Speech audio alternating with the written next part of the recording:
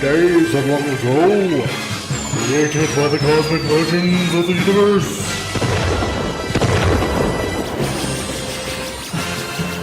There stands one man, one great man, a man dedicated to preserving all that is good in pop culture. Loved by few, hated by many.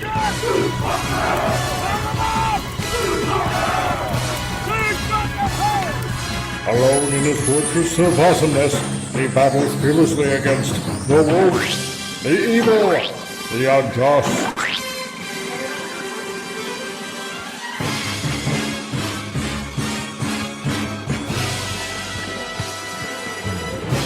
To right that which is wrong, to stand for justice, to serve all mankind.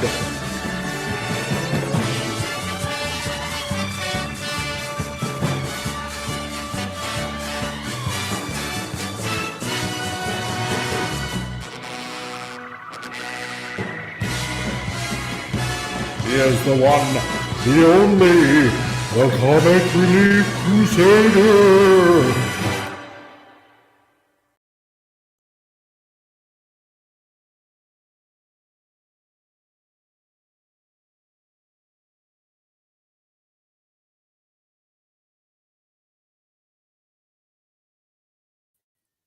And I just realized my microphone was off while I was just introducing myself. Hey, everybody, how's it going out there in the Geekosphere? Welcome to Titillating Tuesday, episode 63. And I can't believe I've made 63 episodes so far. Holy moly, I can't believe that this has gone on for this long. And that's a good thing. And why? Because all of you are here. Welcome to everybody that is here so far. Dark Helmet, you are here just waiting. Well, you waited long enough. And Jack Lumen, who's asking if Dark Helmet is still here. So I imagine he is.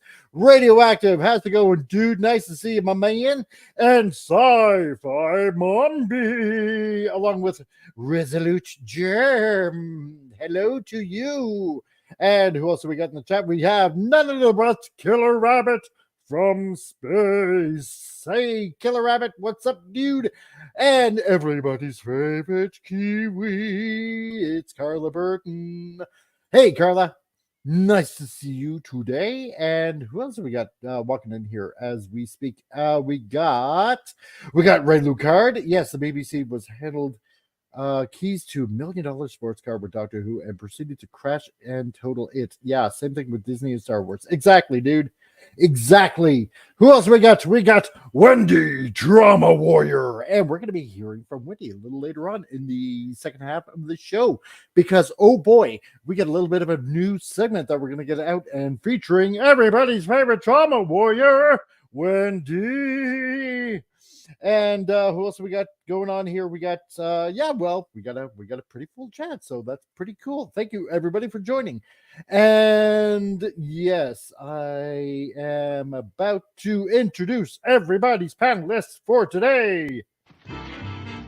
If you're blue and you don't know where to go to, why don't you go where fashion sits? Admiral Teague, how's it going, dude? Genesis, a proposal to the Federation. What exactly is Genesis? Well, put simply, Genesis is life from lifelessness. What's going on? Not too bad. Everything's going pretty good. It's the most wonderful time of the year. And I haven't even gotten any Christmas shopping done, but that's okay. So I'm just ready to hide from Robo Santa, right? Oh, yes, that's right. Robot Santa, he set the sensitivity controls too high. Santa Claus. So, and also welcoming back to the show after a little bit of a hiatus. The Geeky Classics left us, Tom. How's it going, buddy? No, it's good. It's good. Sorry if I'm in and out at the first few moments. I have people looking, and there's little mice in the building. But it happens. It's the cold time of the year.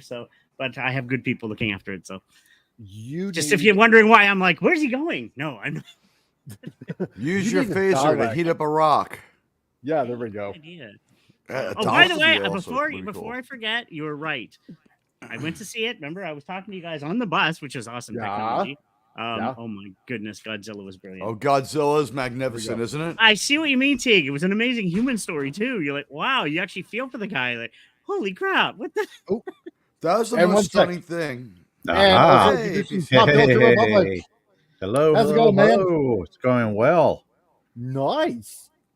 It's nice to see that everybody has a little sprinkle of red in their avatars. Yeah, look at that. Yeah, a little bit. Yeah, We're all drinking the right stuff to make us red. No way. there we go. Has everyone here now seen Godzilla -1? Have all of us seen it? I have not seen it. Brilliant. Oh, dude, go see it. I've been so busy, I have to wait for it to come out on streaming. Kick PCR so we get spoiled. No, listen, guys, we're not going to spoil. I have control of the horizontal and the vertical. You know what? Honestly, Tom was just saying this.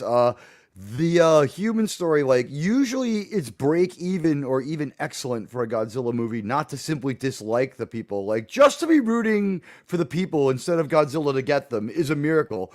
But you're really rooting hard for the people. Yeah, exactly. You want That them to sounds succeed. cool. So what do you think, Tom? You care. about the Godzilla people. looked amazing. I like how they made him look and how he interacted with everything. It was like, wow, that was well done. So I was know, like, right? that was so well done. He looked amazing. A little bit more modernized, but still really well done. I was like, okay, a little bit of the classic, a little bit of something new. They did perfect. I think they did it They perfect. beefed him up in the way that, like, all the stuff they added to him was things that you presumed they would have wanted there in the first place but couldn't do, like the super healing. No, exactly, Yes. exactly. And can I Surprise, guys! It's hard to kill Godzilla. No spoiler. Yeah, go Yeah, figure. Exactly. He'll be back. Yeah, And Mike, if I may probably. just take 1 minute, just quickly. Yeah. I just want to thank everybody for Friday. I was on the bus, by the way, when I'm talking to you. Like I said, technology is awesome. I'm watching you guys. I'm like, yay. So I have more data so I can do it. And I'm like, I want to thank everybody for the well wishes. That was most appreciated. Oh, And Oh yeah. and No No worries, problem.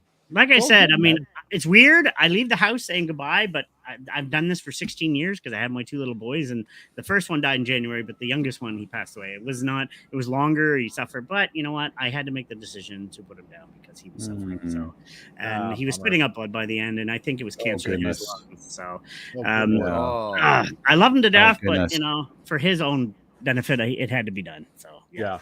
So I sat with him all Wednesday night and literally held his paw, and then by morning he was throwing up blood. I was like, yeah, no, it's time. It's So, I'm but, very you know, sorry. he's That with his sounds like brother. the right choice. He's picking his brother. He's driving his brother nuts, and his brother's slapping him in the head. Like they were awesome. They were awesome. But no, thank you for that, everybody. I appreciate everybody here. Yeah. And that was a good show. I listened to it, by the way. It was a good episode. I enjoyed that, by the way. The cartoon was really good, and I was like, yay. Yeah. I gotta ask you one thing though. Seeing how you've seen the Godzilla movie now, Yes. the spikes on the back when they came out a little bit. Well, when yeah, he's, when like, the powering energy's up. popping, like clump, clump, clump. Like, oh, that's cool. And then you guys are right. As soon as you hear the music, you're like, oh, there goes the music. Yes, something's Yeah. happening. A much better, a much improved, very well recorded, very close to the original Godzilla kaiju theme is in the movie. But yeah, when Godzilla goes to use his primary weapon, this is not a surprise. Usually something goes on with the spikes up Godzilla's back. And in this movie, they simply just outdo everyone else, including gosh, King of the yeah. Monsters. It's And I not love- totally different. It's I not love totally the King of the different, Monsters. but- Don't get me wrong, I like the new ones. I don't hate them, but this one just the next level, amazing of the original. This It's is like, a wow. really good movie. That's a pretty Oh, fun that sounds monster cool. movie. King of Exactly. the And on a- Monsters is a fun monster movie. This is a Go good see movie. it. And on a, everyone. and on a Yeah, I'm fraction of the probably going to have to wait budget until it Hollywood comes would out on normally do. streaming. No, but did Oh, anyone no, care at You all? gotta see it. You gotta see it in the movie. Yeah, he might be Yeah. right. Yeah. By the way, it opened up on 26,000 more screens. Now, that might mean it was held over a lot of places. I still don't think it's a Oh. super wide release. I don't think that held over. I don't think that hitting 26,000 more screens means that it's going to hit 5,000. I think that means that it wasn't supposed to be around at all this week. And it'll be on the same amount of screens as last week. And the movie's been making money. Well, they've got $65 or $68 million back off their $15 million investment. So I'd imagine they're going to throw $30 million into the next one. Really go to town. A whole Really? episode of She-Hulk worth of money on that. Yeah, Nah. exactly. And I you would see say where the money to everybody went that's, for a change. And And I want to say everybody that is on Rumble, hail to also Sci-Fi Mombi and Killer Rabbit from Space that's over on the Rumble channel. So thanks, guys. Is there something wrong with the Rumble view count, or is it just me, right? There's more people watching on Rumble than we really get to see. And the view counts are just been weird and wrong for a while. I've heard some issues some people have with Rumble, but again, it's still a growing platform, so I think there's still. I think what happens is that technically it's behind its growth, and every once in a while the growth is so exponential, and the tech is just barely keeping pace that they can recrash themselves the same way for a while. Exactly. And also, they're very bad at engagement. They're good for freedom of speech. As we like to start every show, before we get into it, let's get into some stupid news. Uh-oh. Brace yourselves. Okay, this time in stupid news, because there's plenty of stupid news to go around, and I'm not biased whatsoever. Oh, man. No. Let's see here. What we got in stupid news? What you call stupid news is nothing more than offensive ideas. By the pox, and it should be because the news that they report is definitely a pox. Why we must allow students to plagiarize for the sake of diversity. Explained. What? So, experts say that not all plagiarism is equal, and in order for marginalized students to have successful careers and lead American universities in the future, they must be allowed to do it for social justice. I'm sorry. I have one comment already on this. Ready? Here's my comment. Citation needed. Yeah. Yes. Citation needed. What are your sources for this article? Other Twitter users added context. This person's fucking crazy. Yeah. So now, far be it from me, but if you have to plagiarize, well, then you're not really learning anything per se, are you? As in, saving. You know what? Applied knowledge. No offense. I'm going to say this right now. Isn't this racist against people of color? It's absolutely racist against both groups of people, but it's most harsh on people of color by saying that they should accept a lower standard of education. Well, you know what? There is an art form. There's an art form to honoring the original person's idea while then restating it. It's like, I came up with an idea this morning. It's called racism. I'm going to write it down on a piece of paper. I invented it. It's like, you know what? Your version of truth is just as good as everyone else's. When all truths are equal, there is no truth. Okay? When everybody's special. Wow. Gentlemen, when everybody here may talk like an idiot and look like an idiot, but don't let that fool you. He really is an idiot. And I'm going to say, no, I'm not friends of color, but I have people of color that are in my circle that are friends. One of them has her own successful business. She runs a makeup thing. She's about to go to the Golden Globes and down in Hollywood to present to celebrities. Did it on her own. Wow. Nobody stopped her. I got another woman. She's a dear friend of mine. She runs a hotel, and she's done like, no, people of color are smart as anybody else. And this, to me, is actually hindering them. This is ridiculous. And it's racist because like, you might as well just say every black person or person of color, no matter what race. Wait, hold on. I'm Latino, but I'm white.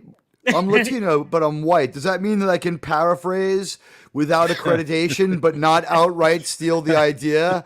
It's like, as Einstein said, we cannot get energy from matter. So when I reevaluated this, I've certified it as true.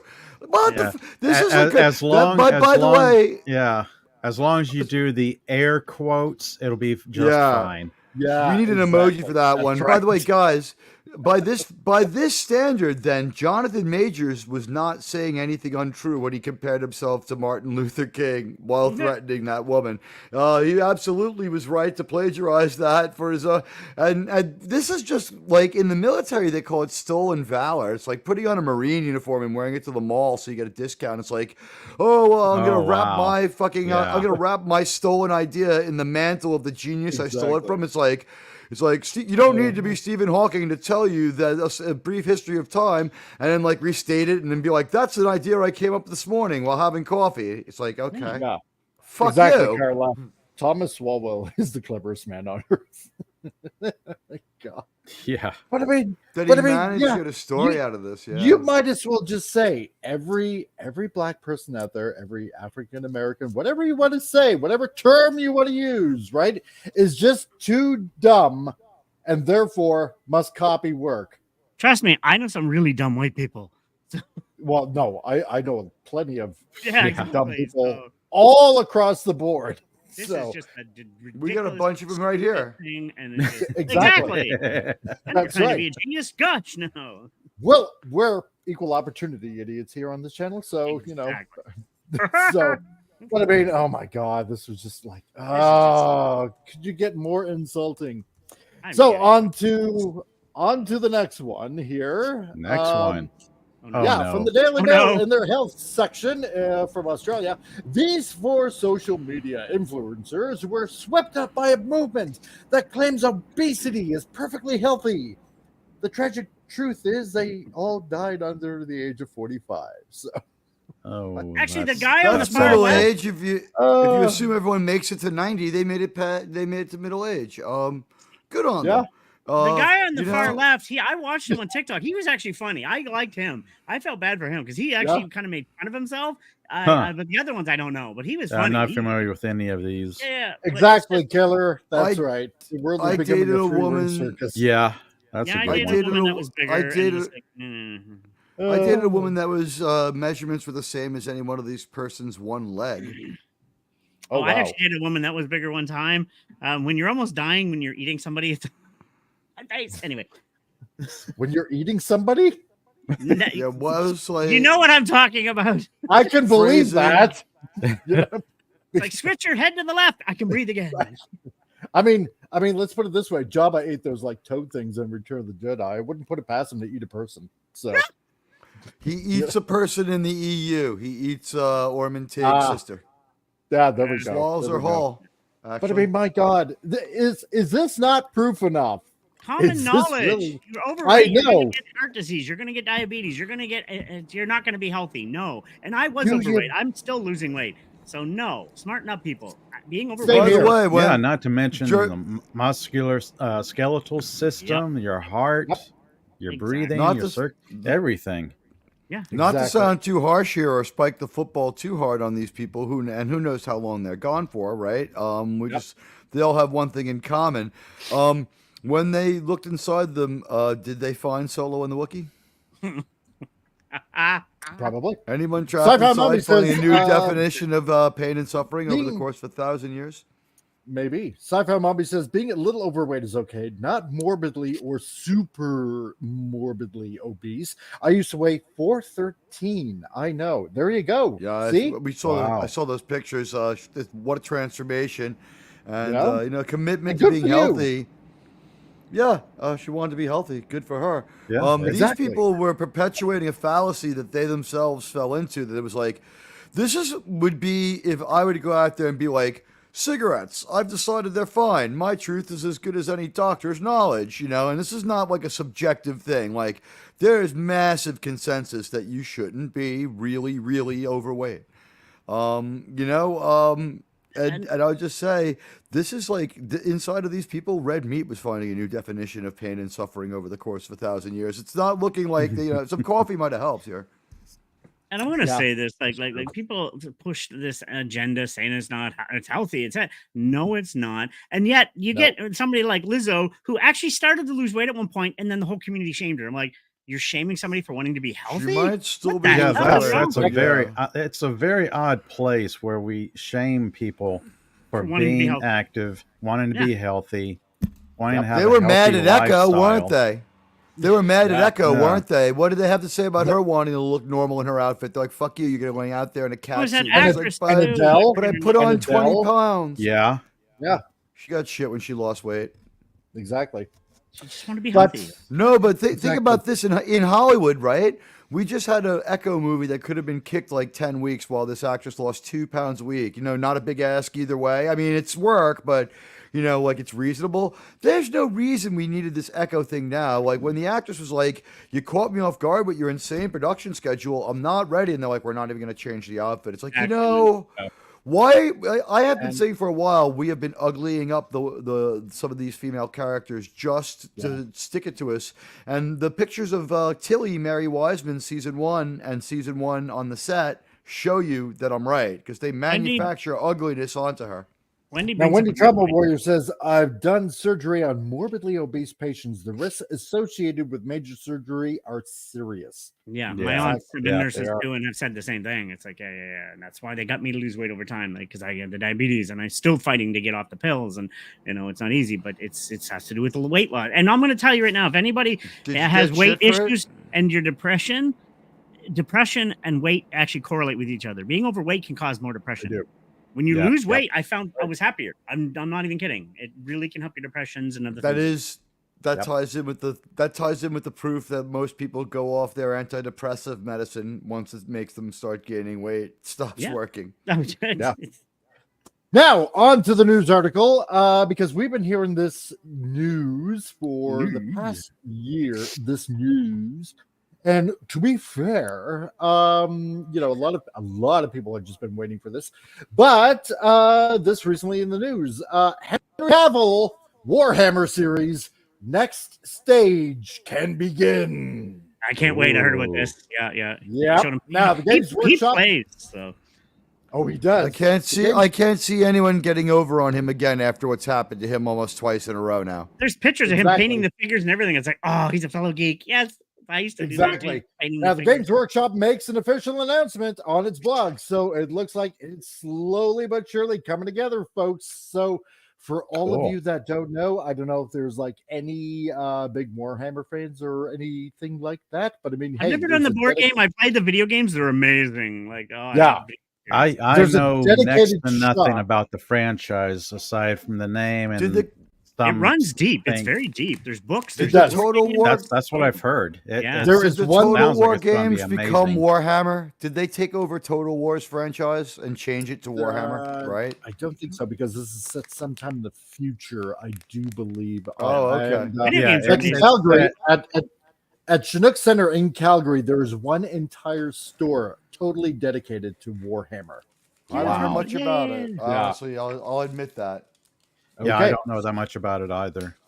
I've Well, seen now some, you like- will. Yeah, I've Oh, seen you're some going to. fan It's very films cool. on YouTube and the like, but that's the extent of it. Yeah. Well, Oh, yes. we know that people love it, I guess is what Pop and I Yeah, are trying to yeah, say. it's got we a know huge people fan love it. following. We know we're looking forward to seeing Henry Cavill try to pull it off, and we know that at this point, I think we'll both be surprised, Pop, if it's not pretty good, because it seems like he got Yeah. fucked over as Superman and as The Witcher.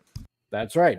Now, the Henry Cavill Warhammer series continues to move forward at Amazon Prime Video, which was first announced 1 year ago. Now, Games Workshop, who owns the IP, has announced that they have signed a deal with Amazon Studios. And it goes like this. Back in December last year, we announced Games Workshop and Amazon Studio had signed an agreement in principle to work together to bring the Warhammer 40K or 4,000 for any of you laymen out there universe to the screens, big and small. Okay, so pay attention. I'm not to a that. layman unless you ask your mother.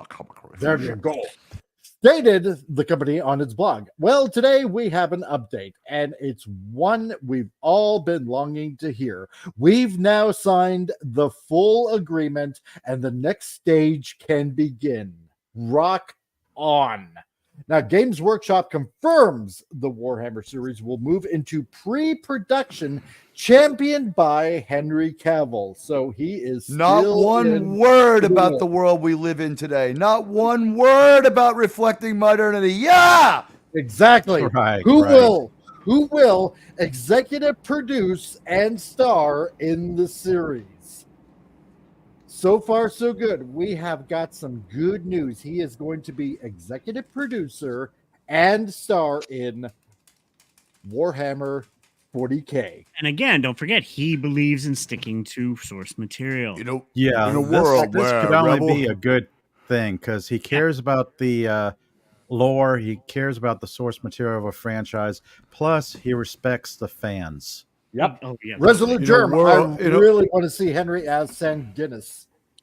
I believe you know, that's what in a world where Rebel Moon seems to be quickly fading in our hopes as far as that it could be good, we need this. Because Rebel Moon looked real good for a minute, and then we've heard nothing but weird stuff. And didn't everybody's favorite weirdo, Zack Snyder, show up the other day and say crazy things like, I don't know why people don't want to work with Amber Heard? No, I can't imagine. Right. I think he also fucking says, said that. Yeah. Warhammer is the top 10 sci-fi franchise. Yeah, it is up there. Wow. Radioactive asks, is this the medieval Warhammer or the Space Marine Warhammer? I hope This it's is medieval. Space Sure. Marine, I this believe. is the Space Marine Warhammer. Yeah, that's the games I play. The Space Marine ones, the video games, are really good. Yep. This is going to be the Wow. Space Marine one. Guns Oh, yeah. and chainsaws. Enough said. Exactly. That's right. Dark Helmet. I've That's heard of my Warhammer, favorite but metal know band for the Nothing 90s. about it. Yep. Just getting a little too excited there. Yes, that is so true. And hail, Hojo. How's it going, dude? Nice to see you here, man. We're talking Warhammer. So, Hi, Hojo. Resolute Germ. Yeah, hopefully it's Heresy era. Yeah. I want to see as many Primarchs as possible. Yeah. You know what, Mike? I know what you really want to see is a story about the world we live in today with an emphasis on strong women. And we're not getting that here. And you know what? No. So, Mike, you need to turn on your camera and start seal clapping like Adam Cesspool while I go on a rant about this. You know what? Where are strong women here in Warhammer? Oh, no, wait, sideways, top to bottom. You got to clap top to bottom of the screen. Yeah. Yeah, you know what? Where are strong women? Yeah, thank you, Relief Crusader, as Adam Cesspool there. Exactly. I tried my best. So now I'm going to tell you guys something out there in the chat, and for you guys that are on the panel, and I believe that Tom more than likely can probably confirm this. But when it comes to this franchise, Warhammer, okay, anyone, like I said, I believe on Friday, anybody that tries to get in with their little kind of like wokeist little agenda kind of thing, they are immediately booted out as quickly and as humanly brutally as possible, right? This is a very, very protected property, and they do not let anyone in to wokeify this entire crap whatsoever. Radioactive also says Rebel Grown is more than likely going to be woke, sadly. Everything Quite I've possible, seen because since apparently trailer they have- one. Yeah, because apparently one of the characters, they have the whole, They have a ray. identifying They as seem to have a whatever. ray. Quite possible. First yeah. of all, the posters feature a Ray-like looking actress, and two, Yeah. Trailer one was intriguing, but had it was edgy and almost nonverbal. And everything I've seen there, just like every Zack Snyder thing, man, he can make shit look good, but then people start fucking talking. How many people is this Batman? He's He's good for visuals. He's good for visuals, but story itself. He the thinks trailers I've Superman seen- is an the trailers alien, I've and he seen- thinks Batman is the Punisher. It's Okay. like the trailers I've seen of it. It's like I've seen this movie before, back when it was called Seven Samurai or Magnificent Seven. I love those. Yeah. Yeah. Now, what were you going to say, Tom? No, I'm just going to say that I've heard conflicting things. I've heard there's a lot of people giving it on Rotten Tomatoes. They do down initially 7%, but I have a feeling they were the paid critics. So because once fans started coming on, it was jumping up to 79, 80%. So I'm hearing some people really like it. I heard it was good. I'll reserve judgment. That's until the I Zack actually Snyder see it. effect. Exactly. And we've had Zack Snyder exposed for artificially boosting those opinions with bots. Now, I would do the same thing. I would act the same ruthless way, but we can't trust these early things here about basically we've only got a few more days before we'll get to see it for ourselves. It's just that after the initial trailer where things look pretty good, we've heard some weird shit about this. It could be pretty mid or it could even be bad. Yeah, no, I agree. I'm going to give it give it the opportunity. I'll see it myself. So, yeah. And I'm back to Warhammer. Now comes the fun part. Working out all the creative details with our partners and getting the first script written and into production. What Warhammer 40,000 stories should we tell first? Should we kick it off with a movie or a TV show or both? Tease the company. Games Workshop continued. All we can tell you right now is that an elite band of screenwriters, each with their own particular passion for Warhammer, is being assembled to help bring the setting and characters you love to the screen. This illustrious group will be championed by Henry Cavill, who stands ready to take his place as executive producer, bringing his pen, sword, and/or spear to the project. Wow. I am Wow. loving this so far. Yeah. There will be no one saying, but we just don't have source materials or novels to draw from. Yeah, exactly. While we Yeah. still don't have a guarantee, like this will be great, we do have pretty much been assured that the way everything has been failing for 10 years is not going to play in. Actually, It doesn't seem like it's going to drift off the moorings to become a fucking female empowerment tale about the world we live in today. that's the This thing. looks going to be Hojo. Warhammer. Hojo, love that comment. Yeah, so no Kathleen Kennedy on Warhammer. Yeah. No, Yeah. but one thing, like we talk about how deep the Star Wars lore goes, the comics, the books, Warhammer might even be more in depth with the books and this board game. It's in depth. This is a huge universe that's been going for a while, and it's really in depth. It's a very kind deep of like it started out as far as I know, because this goes like way back, that it started as a role-playing game like D&D, right? Yeah. And then you got these space orcs, basically like space orcs, and essentially they're in a war, right? Space Marines, right, against essentially the armor orcs. they wear is cool as hell too. Oh, they get oh man. and the ships, they look amazing. They're like I don't know, like you cross Notre Dame Cathedral and a Star Destroyer, and you mesh them together, and it looked like that ship from Event Horizon. That gothic sort of look to them. Yes. And don't be wrong, the Star Destroyers are some of my favorite ships. Kind of like I love those. Kind of like 2001: A Space Odyssey ships, like almost functional looking. Yeah, almost like what we would build. But we're talking it's more like the aesthetic or the look and feel behind them. They have this kind of gothic horror look to them. Actually, wouldn't it be thin? What are the in Robotech, the first Macross series? That was similar to those. The Zendrati. That's what I'm thinking of the ships, almost like very haunting looking, very dark, very something like that. If anybody knows what I'm talking about there, so but massive. But it should be. You know what? Because if this, like last year, we got Halo, okay, and Halo production, the Halo production, just. I'm sorry to say, it pissed off a lot of people. I didn't hate it, but I didn't like it. It was just, I'm a Halo fan. I love the games, but I was like, like if you don't know anything about the Halo universe, and at this point, like a lot of people know about the Halo universe, you could kind of say that the show was, you could probably chalk it up to like an alternate reality or something like that. It was mid. Yeah, I'll say that. Yeah. It wasn't bad. But like Master Chief is not supposed to be taking off his armor, and that happened like way too many times. None of the Spartans are supposed to be taking off their armor. They're essentially like a walking tank, They're like Mandalorians that can't take off their armor. So exactly, right? Yeah. And you could just say that Warhammer is like a way beefier, manlier Halo by far, by leagues. So Hojo also says, I remember Warhammer from the 90s, but it was orcs and little figures I went outside to play. Yeah, I remember that too. So it was, and it was fun because at conventions, like when I first started conventions in St. John, they would have like these big boards and there were orcs and little figures, and I think it started at medieval, and then it just went.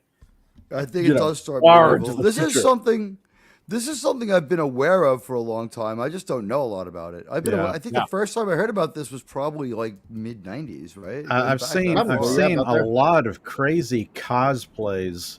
Talking about going to fan conventions or Comic-Cons or even anime conventions. I've seen a number of crazy cosplays that were Warhammer related, and I'm standing looking at the detail in the cosplays and like, what is that character from? What is a backstory behind that guy?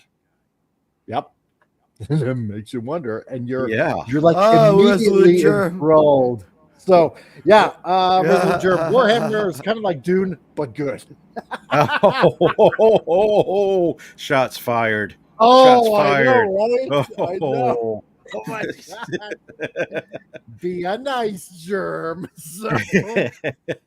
But anyway, the company also said it's not unusual for TV projects to take a while to develop. I mean, especially if you want it good, you got to take your time with it. And I can totally understand that if it does take a while to develop, because I'm sure obviously along the way, they're going to keep everybody updated, and more than likely, because they're very protective of this IP, that, you know, they're going to make sure they do it right. That's the hope and dream so far, right? Now, TV and film productions is a mammoth undertaking, added the blog post. It's not unusual for projects to take up to 2 to 3 years from this point before something arrives on screen. Still, things are now properly rolling, and you can bet we'll bring all the latest updates and cool snippets as soon as they're available. Now, this was on Henry Cavill's Instagram, okay? And I'm just going to show you all this so you can get ready. If it plays, watch gonna. Oh, I gotta watch it on Instagram. Give me a break. Okay, hold on. I'm gonna switch over to my Instagram then, I suppose. I sent you a picture of the armor, by the way, if you want to share that one with people, and just an idea. And if anybody's ever played the Fallout series, it's basically like a power armor. Now, for privacy, Mike's Instagram handle has been changed to his social security number, so just ignore that. And he posts under his credit card number. It's a Visa. It expires at 12/28. If the number 757 were on the back, I wouldn't be shocked. Mike, there's a lot of copyrighted music.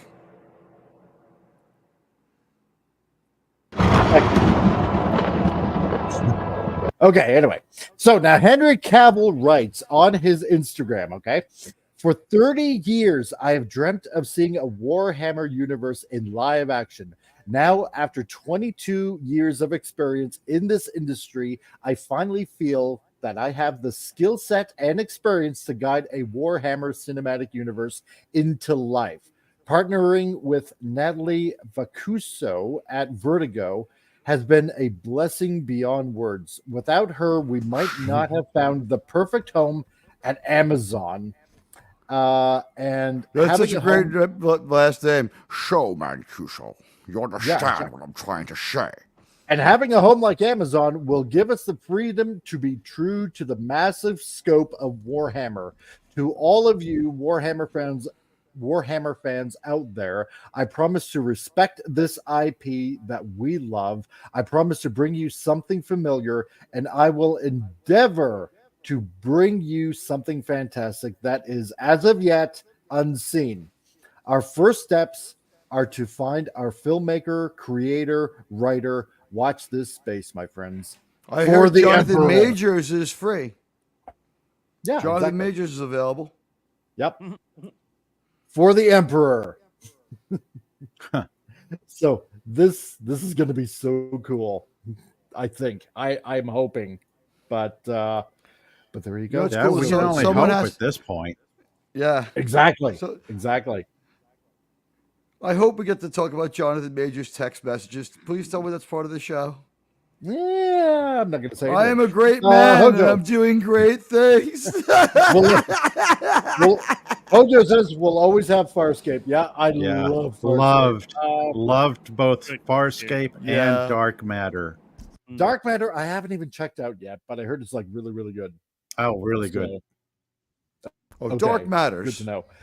Sci-Fi Mummy also says would have been a nice birthday present last week with an announcement. I don't control the news, Sci-Fi Mummy, but at least you're getting it now. So think of it as a delayed birthday present. So. Mike's being modest. Well, although he doesn't control the news, he does stand naked with prominent world celebrities in a grove in front of a giant owl where he invokes these things to happen. I do, yes, because, Loki kind of told me to, as you probably watched that video. So, but anyway, as for the live action series, for 30 years, I have, so just to reiterate, he wants to bring it to life. Cavill continued with a mention of his girlfriend, who is former executive at Legendary and who oversees TV at Vertigo Entertainment that partnered with Cavill on Warhammer. Now, so yeah, as to reiterate again, partnering with Natalie Vescuso at Vertigo has been a blessing beyond words. Without her, we might not be able to find our perfect home at Amazon. And having a home like Amazon gives us the freedom, like I just read before, to be true to the massive scope of Warhammer, right? So, yeah, so to watch the space, I've loved Warhammer since I was a boy. Making this moment truly special for me, added Cavill. The opportunity to shepherd the cinematic universe from its inception is quite an honor and responsibility. I couldn't be more grateful for all the hard work put in by Vertigo, Amazon Studios, and Games Workshop to make this happen. One step closer to making a nigh on lifelong dream come true. Nice. No, exactly. It's going to be so good. Yep. The future of some good space franchises are being born with the downfall of Star Wars. Let's be honest. There's a downfall right now. So you got these other great. I mean, when we have franchises that die off like they are, it leaves a vacuum, and that's hopefully going to be filled by something rather good. We can only hope. You said, Halo was mid, but then they got this coming. We also got the Fallout series coming to TV, which is like, I'm a huge Fallout fan. It's one of my favorites. I'm like, so some good sci-fi video game aspects and different just gaming sci-fi material coming out in Silo. Remember you discussed that? That loosely based after Fallout is kind of the same premise. And then you got the new Fallout one being done. And like I said, Warhammer, this has been running forever. It's a large universe. It has a huge fan base. I can see this doing amazing. So. Yep. Radioactive says, so Henry got to acting and the entertainment industry just to make Warhammer? Nice. Pretty much. Yeah. He's a fellow geek. It was either that or the sequel to Man from U.N.C.L.E. Yeah. You know what? If he had been listened to, he probably could have made a serious Uncle movie, just turn his back on like most of what was there before, but be true to the core of it, But the UN's not exactly a popular law enforcement body. He's just basically a fellow geek, but just more jacked than a lot of us. That's true. Yeah. Dark Helmet says, I think TV shows are the next iteration of entertainment. Not too positive about that possibility. Well, it's possible. I mean, Nintendo has put out Super Mario Brothers. That was an awesome movie. That was a really good movie. Yes, really good. Yeah. And now they're looking at Zelda next, right? Yep. Yeah. And under, of course, the watchful eye of Nintendo, because again, Nintendo's very strict. Exactly. They're very strict and they're very protective, right? It's not going to get the Cowboy Bebop treatment. No, that is true, right? And I think maybe what we might be, seeing here slowly is superheroes. Okay, I don't want to say superhero movies or the superhero genre, as we know it here in North America. It's quite possible that it might be dead. Okay, it's burning out. We're getting tired. It is. It is. Yeah. And I think what we're seeing here now, because every IP in North America has pretty much almost been done to death, right? Like, no pun intended, of course, But I think now gazes are, shifting over to now anime and quite possibly gaming. Let me bring in another point. The Witcher series with Henry was perfect. Yep. I love the Witcher series with Henry in it. He did a great job. It's just they were kind of the writers were kind of going off, and he got pissed because he's like, no, I want to go loyal to the books and the game. But then the writers are like, no, let's not, and that's why he left. He's like, no, screw this. So. No, Dark Hamilton, do you think a Warhammer TV show will draw in many 100% players to the game? Yeah, I think so. Yeah, I do. Resolute Germ, be careful. That would happen even if the show is bad. That would happen even if the show is bad. Look at the Star Trek game. At this point, the game's keeping that show alive. The new Trek show. The game probably not, but the model sales will go through the roof. Oh God, yeah, because there's so many things wrong with Fallout. It's not funny. Oh, but Fallout's it's one of my all-time favorite games, Fallout 3. It's just so good. Exactly. Yet another franchise I really don't know that much about, but I love Fallout. It looks interesting. I've seen cosplays of Fallout from at fan conventions. So Yeah. if Power it's popular armor. enough for people to cosplay from it, it must have a huge following. Mojo Frost. Oh, no. Frost is going to be Katz's Link. Oh my God. You know, from a certain perspective, Oh, goodness. does that character get like a God. villainous death? Do we get to see that character die villainously? So that would be fun. Like with spaghetti fire, like they do to Mr. Fantastic, or snapper neck, like they do to Professor X. By the way, people are trying to tell me that Professor X doesn't die 4 times in X-Men Multiverse of Madness. That beam of light is close enough to his head. 9/10 of a death. It's a roundable 4, ladies. It's a roundable 4, ladies and gentlemen. Hojo, I'm gonna have to take it. Because Hojo does a comic, and his second issue is out as well. Take it from a comic writer. Superhero movies are over. They are. You know what worries me? You know what worries me, honestly, is that these superhero movies were so bled over so much to sci-fi that they may have double cursed us. Like sci-fi movies may have a stink on them. It's not as bad as superhero. But sci-fi movie like Dune, like it did good, but it didn't blow the roof off the place. But then again, Denis Villeneuve, can we say for sure? Hello, Radioactive. Radioactive also says, game franchises that would make good sci-fi shows, assuming no woke. StarCraft, Elite Dangerous, Cyberpunk, already one anime show done. Yeah, that's true. No Man's Sky, Mass Effect. Edge Runners. Mass Effect for sure. Mass Effect I can get behind. Sure. It's almost a story already. You'd have to continue from the end of the game, and you couldn't fuck it up. You know what, though? How about this Star Fox? I just throw it in. Oh, gosh. That'd be a good can you imagine? But Cyberpunk... I think it could be great. It would be everyone's favorite show. When Cyberpunk came out, I bought it day one because I love the cyberpunk culture. And it was broken. Let's be honest. We all know about the debacle of Cyberpunk. But they've repaired it. The most recent update, it's a beautiful game now. They did the same thing No Man's Sky did. They fixed it for free. And it's like, wow, it's a beautiful game. It's almost living up towards what they promised. And there was Edge Runners was an anime based after it, like another part of the universe. So good. And it actually brought new fans to the cyberpunk world again. So Dirk came up. What? No GTA game? Well, they did have actually there's a talk about that. There's a talk about that. Once 6 comes out, there might be a series, but that's a hard one because there's so many different stories. But 6 is coming out, I think, 2/25, another year. Probably. So, it already is. Let's see. Hojo also says, give me the rates of the Legacy of Kain video game series. I would love that. Huge television budget, and I will bring you something better than Game of Thrones.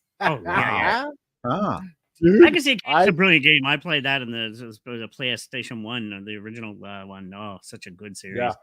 My comic is horror, so I'm golden. But I say this just on a quick note: if you want to make a good movie, go after the Elric series by Michael Moorcock. Still one of my favorite fantasies that never turned to a movie or a thing. It needs to be. It's like it's better. There have been attempts to make even an animated adaptation of the Elric saga, but it didn't get anywhere. I want it. Michael Moorcock is fighting against it. He's like, I don't want a movie. Like, no, you'd make billions. I know you would. It'd be better than Lord of the Rings. Like, what if he's seen it and it's like Rings of Power, though? Maybe he's on our side. You know what? I don't have a problem with Michael Moorcock saying that for this reason only. We've seen over and over. We've seen over and over that sometimes a book or a comic book needs to just be a book or a comic book, or it has to have a different name. Isaac Asimov's Foundation. The funny thing about the Elric series, perfect example. It's leached over to music. It's leached over to video games. It's hidden. There's stuff about the Elric world hidden in other universes. If you know, pay attention. Look at Philip K. Look at Philip K. Dick, right? On the one hand, we have 2 Total Recall movies that are totally unrelated to the fucking book in any way, shape, or form. Yes. And then we have a Blade Runner 1 movie that has nothing to do with 2/3 of the novel. It's hostile to most of the novel. So they gave it it's hostile to Android's dream of Electric Sheep. So what did they do? They gave it a different name and significantly reworked it so that you wouldn't expect a novel of the book. That's basically showing us the right way to approach something. I think if you don't want to make a Do Android's Dream book, but you like it, you can make something related to it, pay people properly. They gave the guy his money and they showed him proper respect for taking his story, but they're like, we're moving on from your exact text. It's not unabridged. It's our story now. We're giving it a new and I want name. to say hail to Wes Cagle that just dropped in. Hail to Wes Cagle. How's it going, dude? Nice to see you Hi, here, man. West. We're talking By- by- Warhammer. By the way, in the book, Roy Batty is a pharmacist robot, and it's totally different. But there's also a Total Recall TV show that has nothing to do with any of the works really? of Phil. Yeah, Total Recall 2070.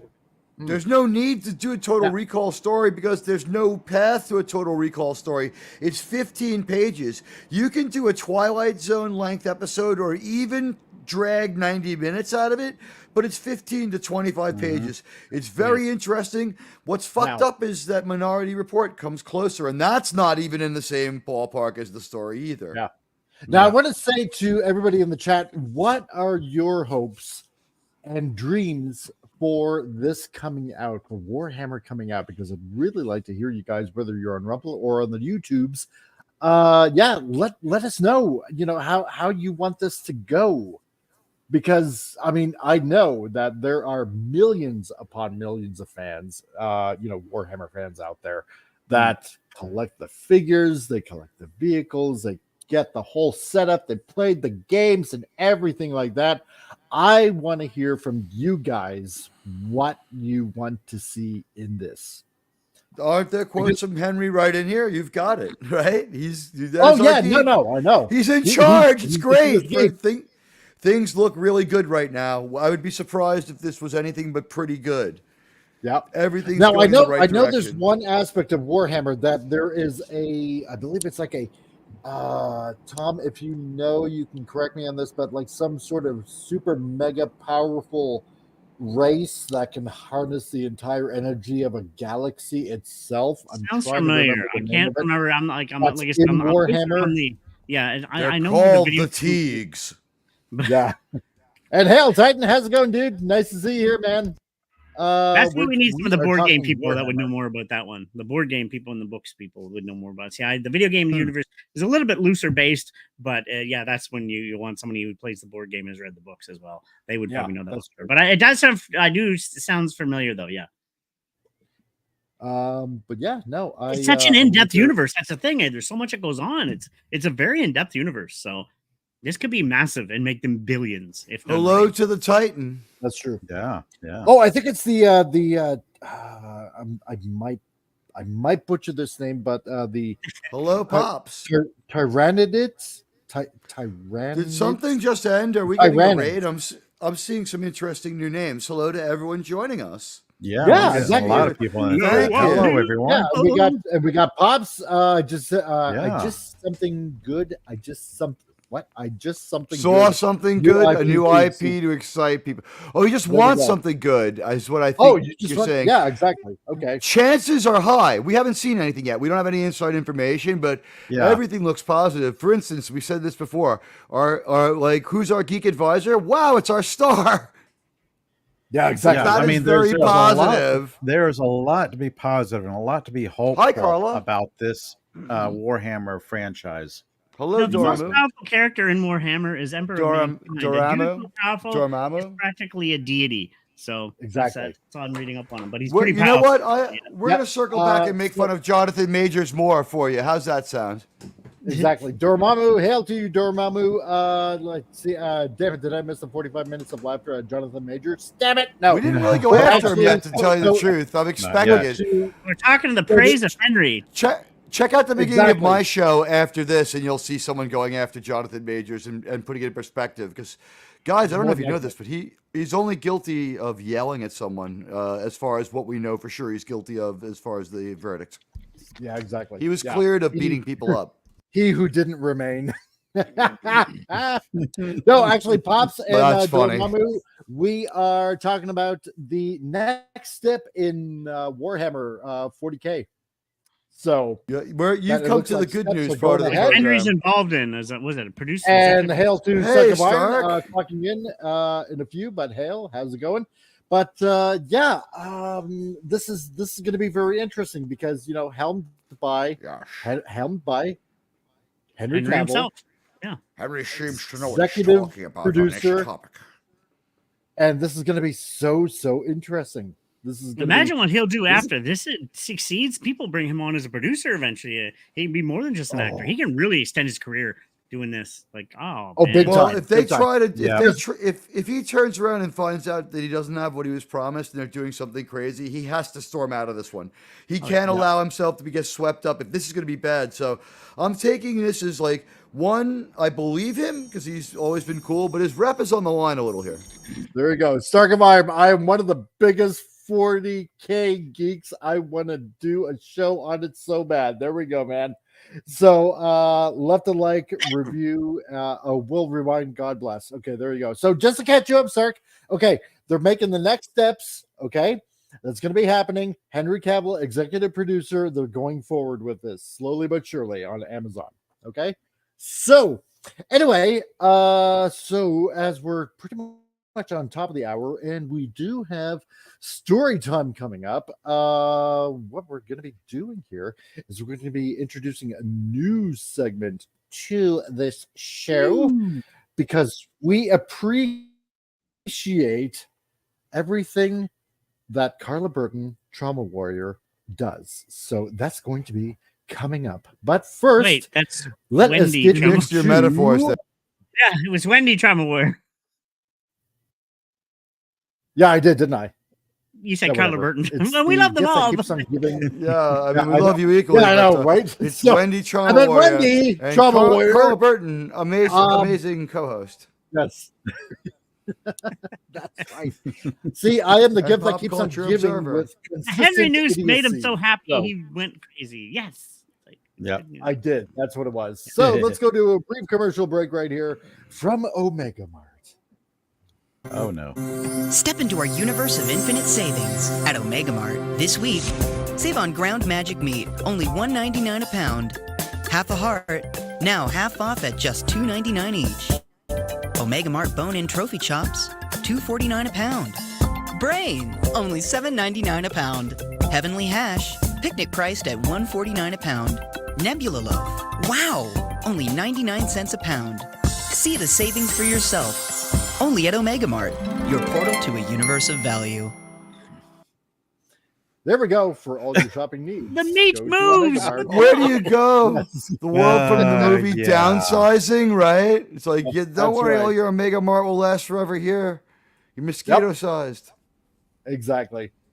And now it's time for a little bit of a news segment on the show that I'd love to call Tales from the Trauma Ward. Hi, Melted Copper. Stories from Wendy, the Trauma Warrior. Oh, wow, so we get to see what she looks like, or is that just clip art? Costa Rica. And welcome, Wendy, Trauma Warrior. Hello. That is There a we picture go. of me. Welcome to the show. Hello, guys. Hello. Nice to chat How's with it you. going? Hello to the chat. Awesome. Just going. How about you? I'm enjoying a nice day off. Oh, that's Oh, that's great. always good. Always good to Away have a from the day off. insanity. Exactly. Yeah. So, Wendy. I've been wrapping Regale Christmas us. presents all day. Oh, have you? Yeah. Nice. I'd imagine you're really good at that, right? Like super steady hand, cut the paper really exactly.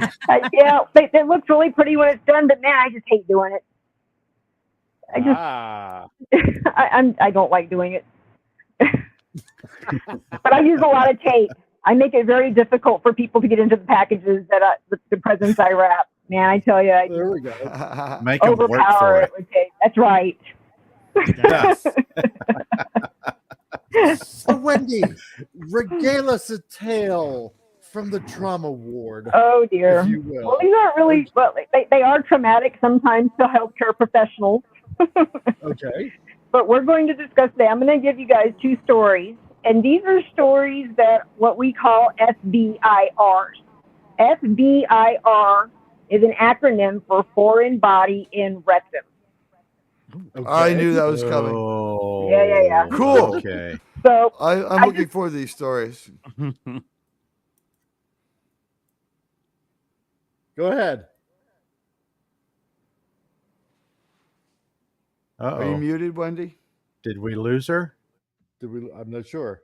So, The internet can be Uh, fickle. Exactly. So while we're waiting for Wendy, Wes Cagle became a new YouTube member. Huzzah. Thank you, Wes Cagle. Yay! Very cool. Joining in. Yay! Exactly. Congratulations! You've just taken your first step into a larger world.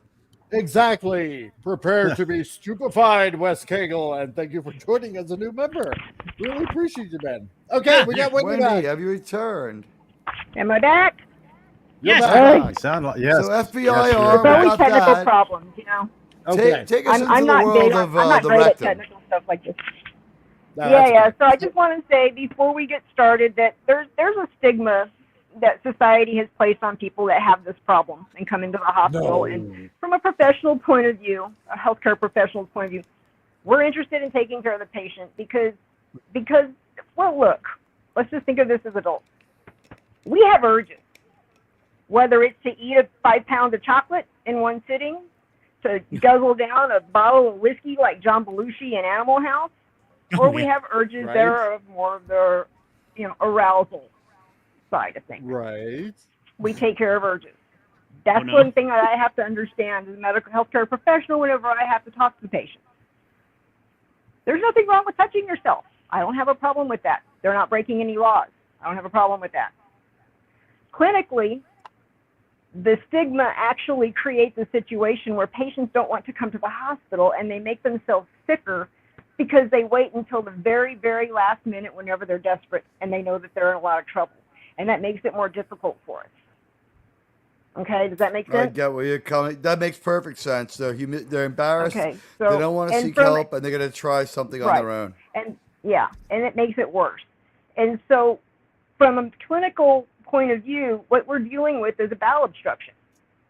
Plain and simple, it's a bowel obstruction. Now, bowel obstruction can be very serious. The longer you sit on a bowel obstruction, the sicker the patient gets. Sometimes the object that's in there can actually cause a tear to the bowel. And then you will have bacteria and other things coming out of the colon into the abdominal cavity that causes peritonitis, which if you have a delayed treatment of peritonitis, it can be deadly. And you may never be the same if you get it in the first place, right? Like, it takes a while. You will end up very, very, very sick with peritonitis. Houdini died from peritonitis associated with a ruptured appendix. Okay. That's how Houdini died. Okay. He died from peritonitis. So this is the things that we look at as healthcare professionals on a clinical level. And we have to understand the social, the psychosocial as well as the clinical and how they bleed together. That being said, we get some really great stories. Okay. So, and sometimes these patients, if they're waiting 2 or 3 days to come into the hospital, they've had time to come up with a really interesting story for us. I live for the stories. I got to tell you, some of them are really good. You're going to hear one of them. Probably the best one I've ever heard. But the first story I'm going to tell you is actually something that a patient's family member said, not what the patient said. Okay. So this patient, he comes in, he calls his sister, says it's his sister, he's really sick, he's got to go to the emergency room. She brings him to the emergency room. He's obviously got problems with his abdomen. Right. And it's symptoms of a bowel obstruction. Just pure, simple bowel obstruction symptoms.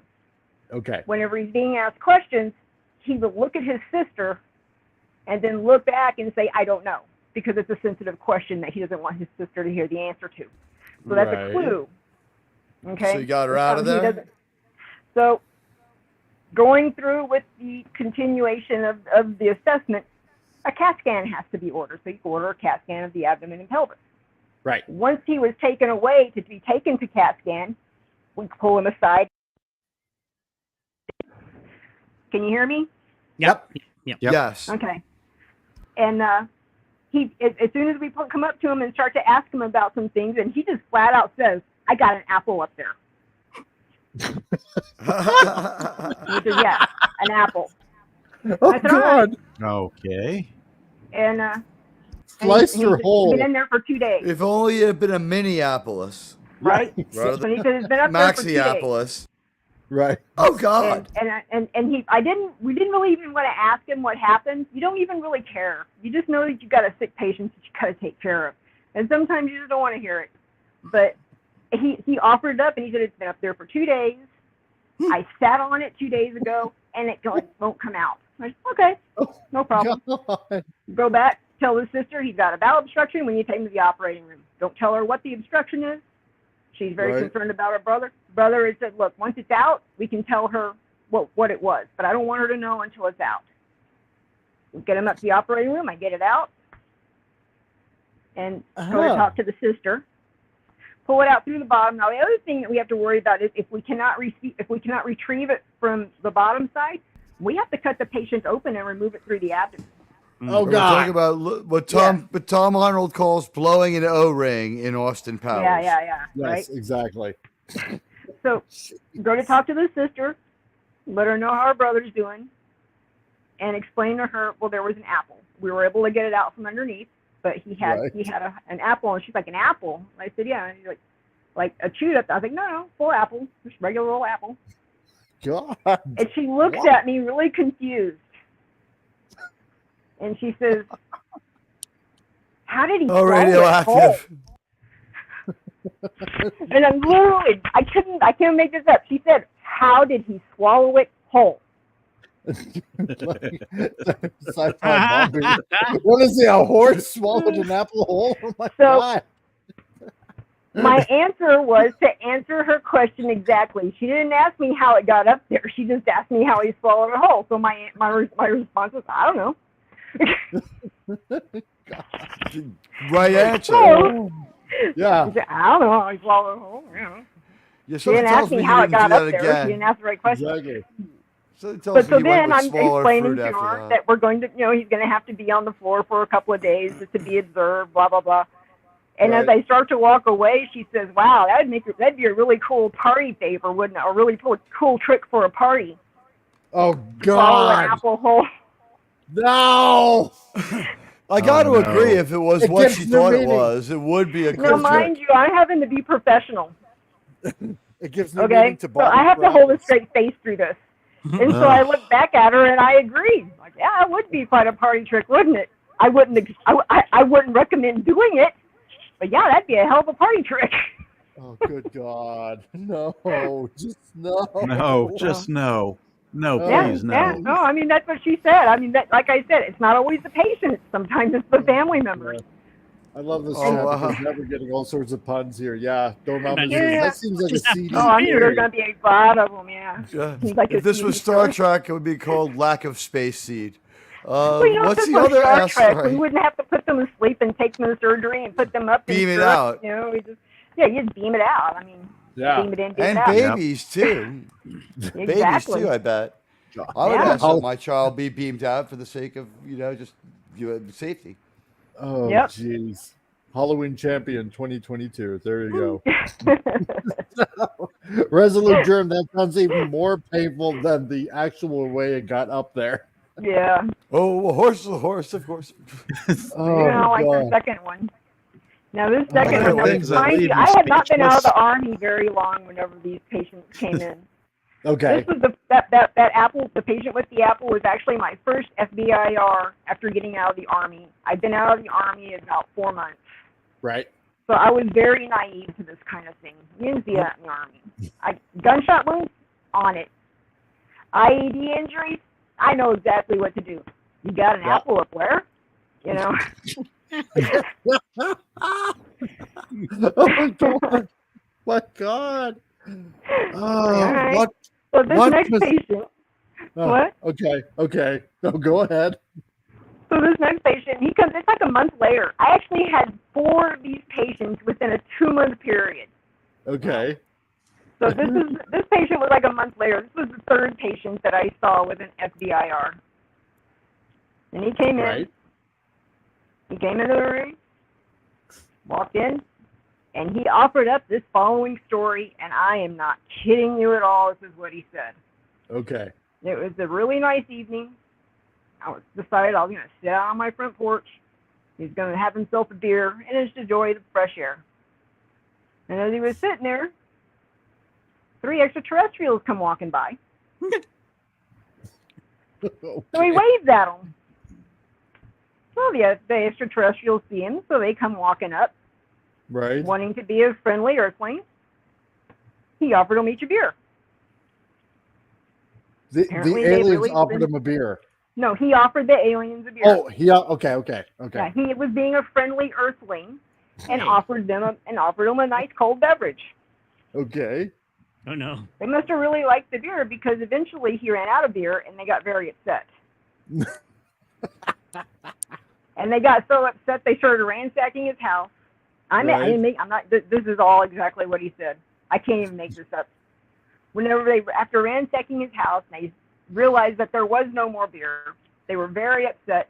So 2 of the extraterrestrials pushed him down on the floor and pinned him to the floor. The 3rd extraterrestrial pulled his pants down, took a can of shaving cream, and shoved it up his leg. Oh my God! Oh jeez! Oh God! This is so good. This is comedy gold. I don't know about that. I mean, You wanna hear what's better? sounds Okay. plausible to me. Go ahead. Yeah. You want to hear the best part? He Okay. filed a police report. What? He filed a police report. The Earthlings have ran out of beer. Quick, the shaving cream. They couldn't have just asked him to run to the store and get more. I mean, come on. Oh God! I'd be friendly enough to go to the store and get more. No, I Oh, didn't like him running out of jeez. beer. Oh my gosh. Oh, for God's sake! Oh, this is so That is the awesome. only time in my career I have actually had to turn over a can of shaving cream to the police for evidence. Ew. Oh, I hope you sterilized it. I don't know. That stinks. Oh God! Now- that does. The consensus in the operating room, once the shaving cream can, we were able to get it out by the bottom again, thank God. Yeah, right. And the consensus in the room was it was probably not the first time that can had been up there because there was no paint on the can.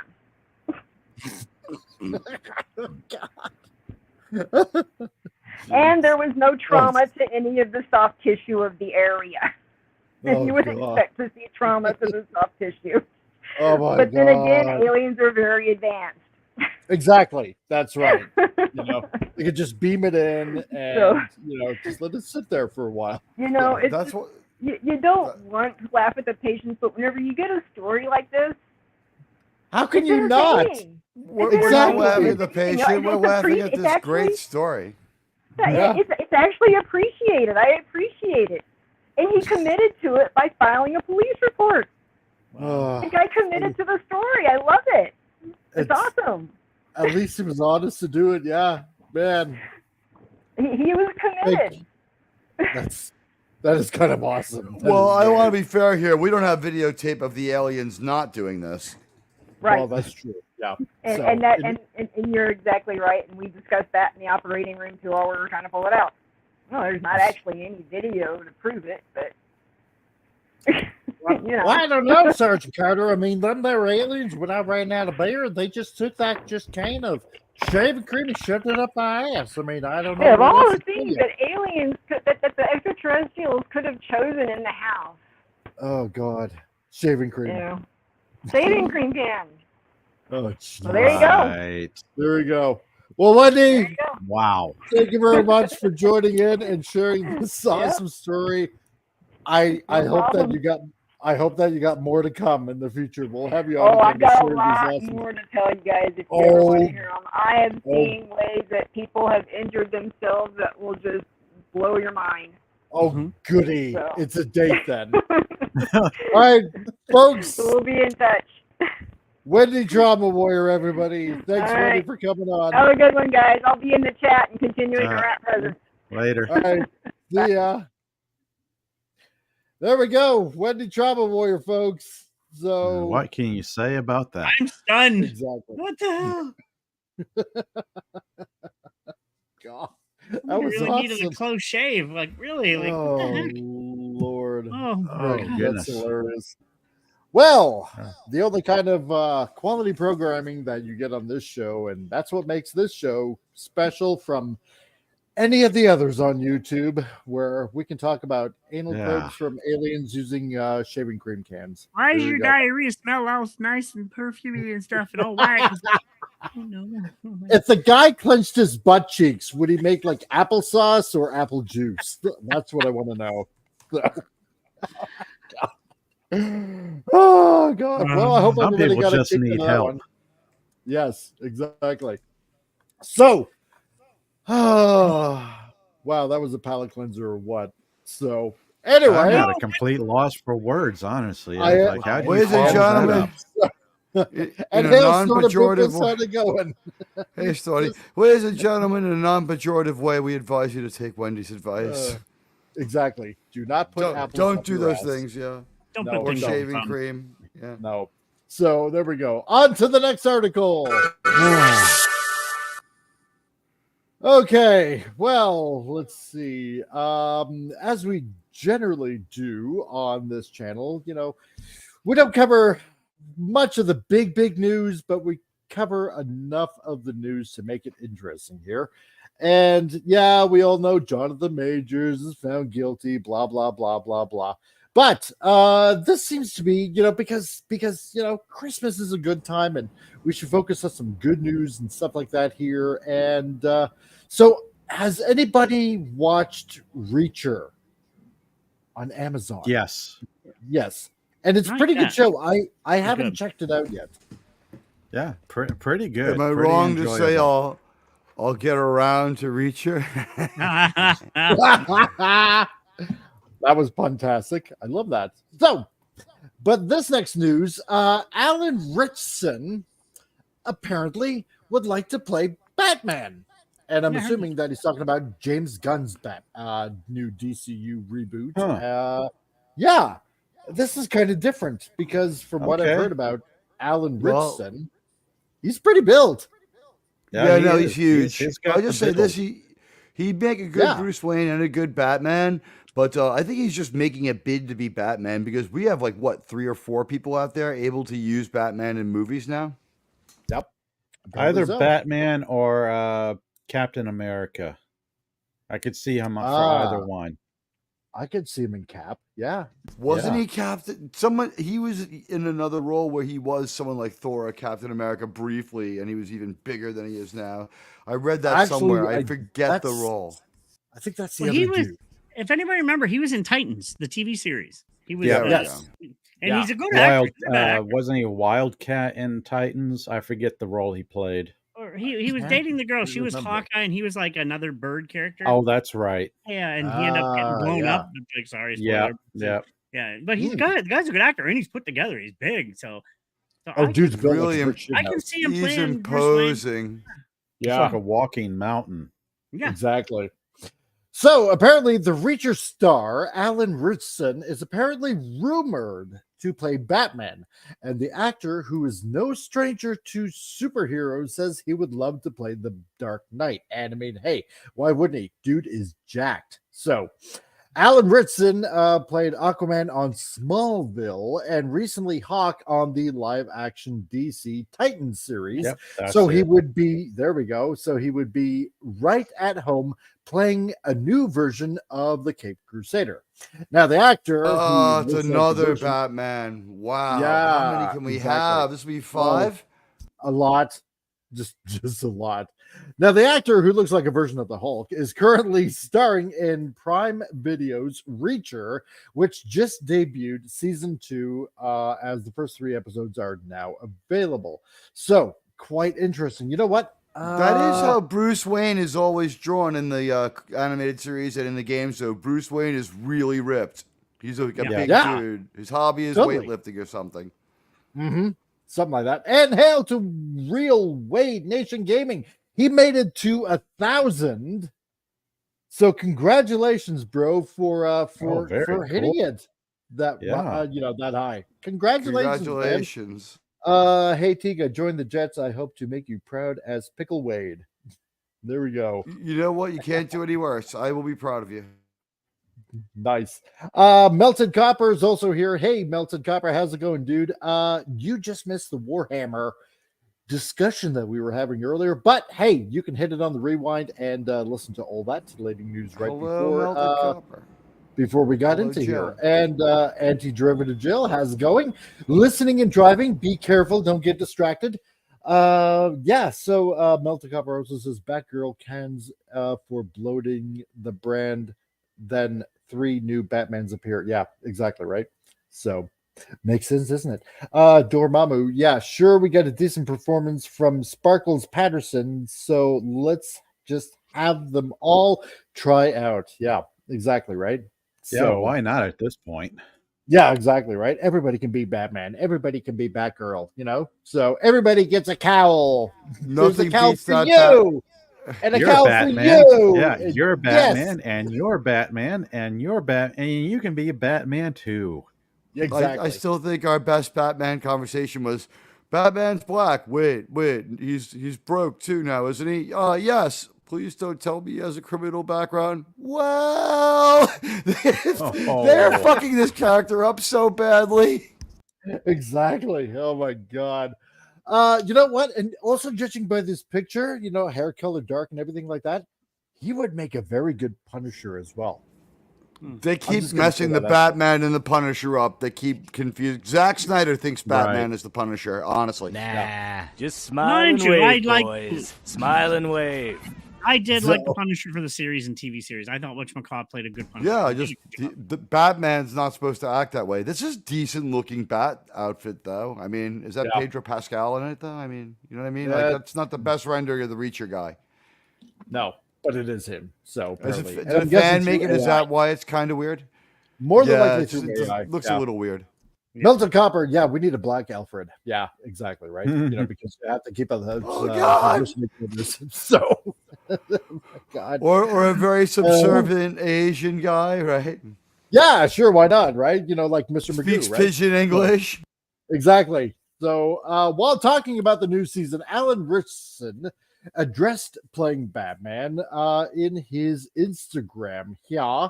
So the infamous tattoo removal, everyone was panicking about Kat Von Pier? Kat Von not, D. Yeah, Kat Von D. Yeah, fears not. She was rolls her relevant weapons 10 with years bravery. ago. There you go. Yeah, she actually was. So she cleaned up relevant at pretty one well time. too.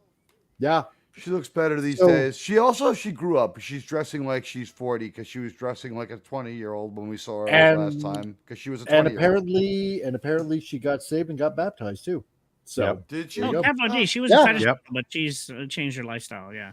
Oh yeah, totally. With I'm and not sure it was also anything but just controversial, right? with all the rumors she's flying doing is around. tattoo shop? Yeah. Sorry. With all the rumors flying around that I'm supposed to be playing Batman, how can I knock Batman? I would love to play Batman, he told Fortress of Solitude. So, I mean, I got to give it to the guy. Yeah, totally jacked. He can pull it off. And he's not a bad actor. Like I said, he's actually a good actor too. So he is too.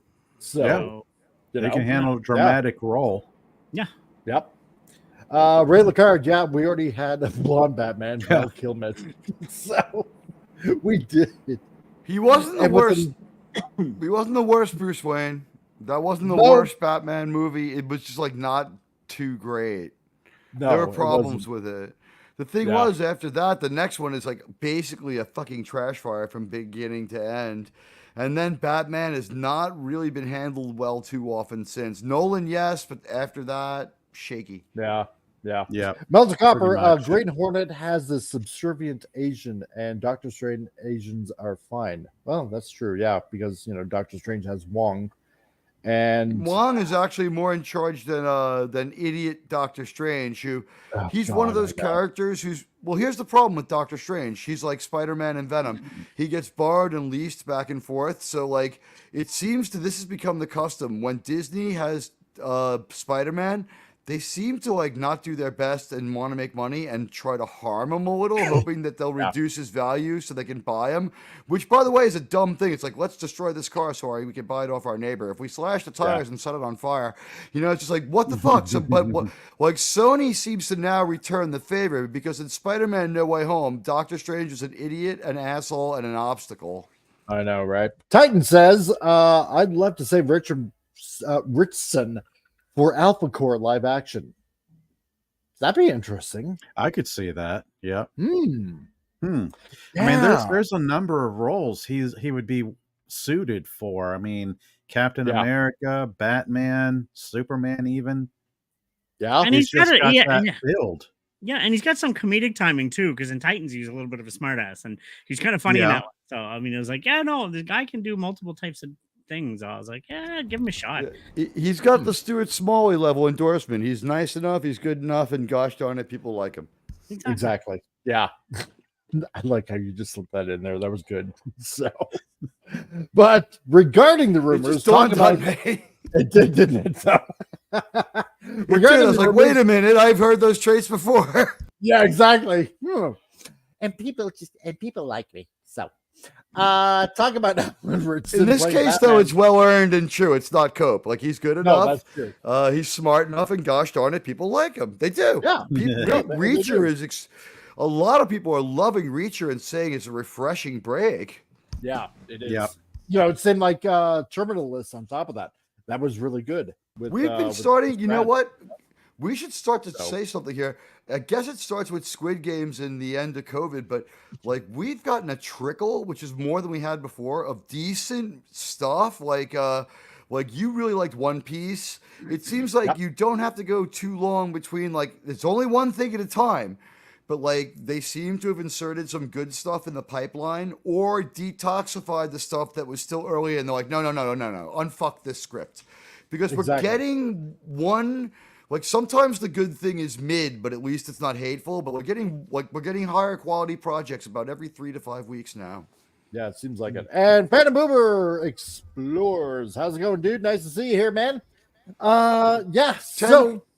10 good projects a year is just more than we got for 5 straight years. We didn't get 10 good projects for 5 straight years. No, that's true. Oh, God, that's so true.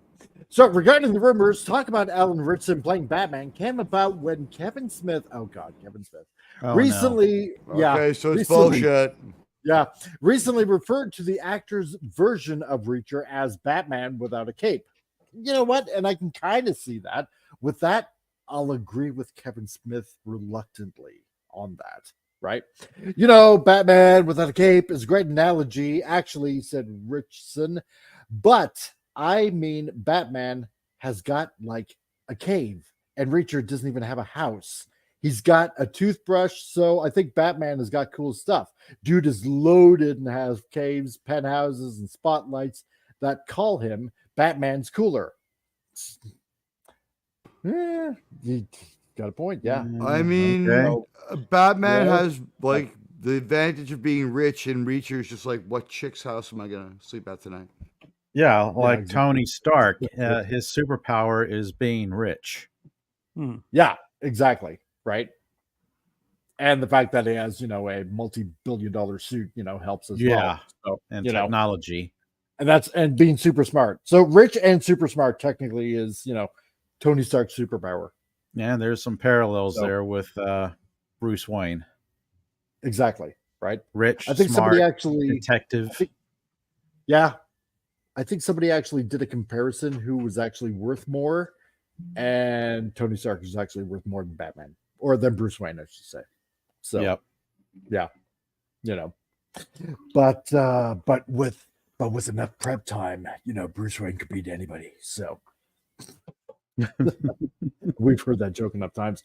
So the actor also talked about Reacher versus Batman. Now this should be interesting, but I mean, Reacher would be harder to go down in a fight. Just him and his toothbrush, and Batman be like, "Damn, he's holding on. It's been 30 minutes, so it would be fun." He said. Reacher versus Batman. Yeah, it would be a knockout, drag out fight for sure. Exactly right. Woof. I don't know if I have prep time for a toothbrush. So, damn it. He's throwing a refrigerator at me. What do I do? Exactly. All I got is a stupid rock of kryptonite. Damn it. God. Oh, shoot. But, I mean, it would be interesting, right? Holy jumpers. I mean, how often does this dude work out? Holy crap. Man. I'm thinking 5 hours a day, every day. I don't know. God, probably. I mean, what does I've seen guys like that. When you're in pro wrestling, you see big guys like that all the time. So yeah, it's actually not as hard as you think. But let's be honest, juicing helps a little bit too. So yeah, a little bit. I'm not saying he does it, but it's nothing wrong with it if you're not a competitive sport. So I want to be this jacked. The Rock has implants. They say. I think he admitted it on Howard Stern. Wayne actually is real. I think he juices too. Let's be honest. I mean, he's not a competitive sport anymore. He's not. So I think he's. Yeah. Sorbo admitted he had implants on Howard Stern. He just said he did. He was like, I could work on being a better actor or work out 18 hours a day. I could buy biceps. I needed to, I had a priority on being a better actor. I bought his story, and I think there was a couple of male wrestlers like, yeah, the pectoral implants just help. I can work on other stuff like being an acrobat. There you go. Melted copper. Yeah. Laurie Strode can throw fridges. She can. Phantom Boomer explores. He's disgustingly fit. Looking at him here, I'm going to say this. This does not look like he got implants. This guy just looks like he's very cut. Oh, he's totally cut whatsoever. Yes, and I got to agree with I could take him. Don't get me wrong. Don't get me wrong. I could take him very easily. Very, very easily. It would be very, very quick and very easily. I would try not to hurt him. You would bludgeon him to death with a piece of pizza. I would overpower him the way that Scarlet Scarab beats down like 5 guys this size in a row in one episode of Moon Knight. It's like, follow me, moon moron. Yeah. So she punches.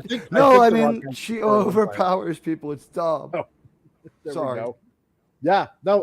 Titan says I think The Rock has pectoral implants. People are agreeing with me on that one. I think that's true. I think that's just true. Think how huge he is, guys. I mean, who has that kind of time? I know, right? Carla Burton says, if I meet a person in real life and it's not their job to be that big, I worry. How much time do you need to spend in the gym, right? Actually, not a lot. It depends on more your workout down, and if you're doing high reps, low reps, heavy weights, lay weights, creatine, your diet, high carbs. Yeah. You know what would be the scariest answer? Honestly, the scariest answer from this guy, like, how did you get so ripped? It's like, every time I get annoyed, I start working out. I'd be like, listen, dude, it's nice talking to you. You seem like a great guy. I'm just going to leave right now. It's like, and then like, while I'm talking to him, he drops to the floor and starts doing military push-ups. Like, please just leave. That being said, the Titan says, the Admiral will destroy him with his rapier-like wit. So, thank you. That was very sweet of you. That is very, very, very kind.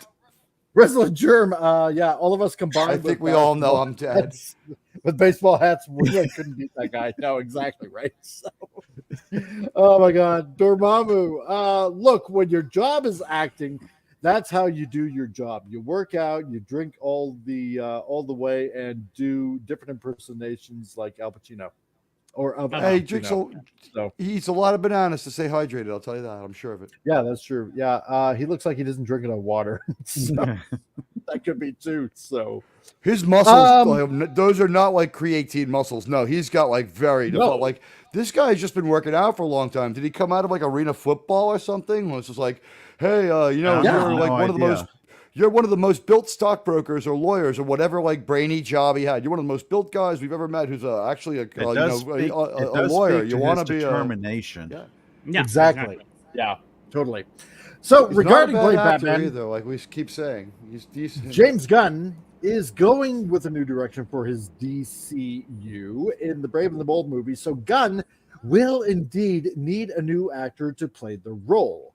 Gunn did cast David Corenswet as his new Superman, who also happened to be a favorite to play the new Man of Steel by fans. Zack Snyder has also said he would return to DC to adapt Frank Miller's The Dark Knight Returns. That version of Batman is pretty jacked, so Alan Ritchson fits the bill. Ritchson is also starring in the former Superman Henry Cavill in Guy Ritchie's The Ministry of Ungentlemanly Welfare, where he said Henry is the top man. Ooh, interesting. A new Henry Cavill movie. I like the sound of that. So I know Henry. I serve with him. Yep.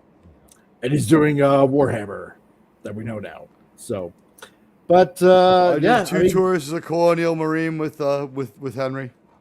I mean, I wouldn't be opposed to the idea. Just to let you know.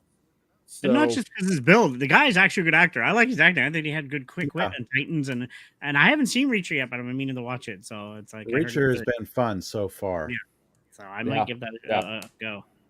Snorter Pooper says, "Yeah, I bet he struggles to take a decent dump." Oh, no. He probably doesn't eat cheese, Snort. So a lot of protein, a lot of meat. Exactly. Meaty meat. So, but yeah, I'm not opposed to the idea. No. I'd like to see him. I liked Patterson's. I was something different, but if I want a good Batman, I think he'd do a much better Batman. And Bruce. You know what? I'm gonna admit it. I have not seen that Batman yet. I didn't hate it, but I didn't like it. It was like mid. It was like emo Batman, and I didn't really care for that. It was okay. I actually don't remember that much about it. I know I've watched it. It's just not memorable, and not to me anyway. Exactly. You know what? I remember the part where Batman sits down in front of his parole officer and he's like, I don't have any money because I gave it away on that day that I hit my head and I was a commie. He's like, damn it, Bruce, ever since you've been black, you've been making bad financial decisions. Like, I woke up in jail and I was no longer white. And he's like, well, of course, we arrested you as soon as you changed black. I mean, this is crazy stuff. I mean, let's get it together, James Gunn. He has to stop not selling these stories. You know what I mean? Yeah. By the way, you know what beats actual muscles? Actual acting. Look, if Joe Kilmer can do bats, then anyone can. Yeah, but it helps to have the look though too for the visual. It doesn't. Right. Val Kilmer didn't look right for Batman, but he was good for the role.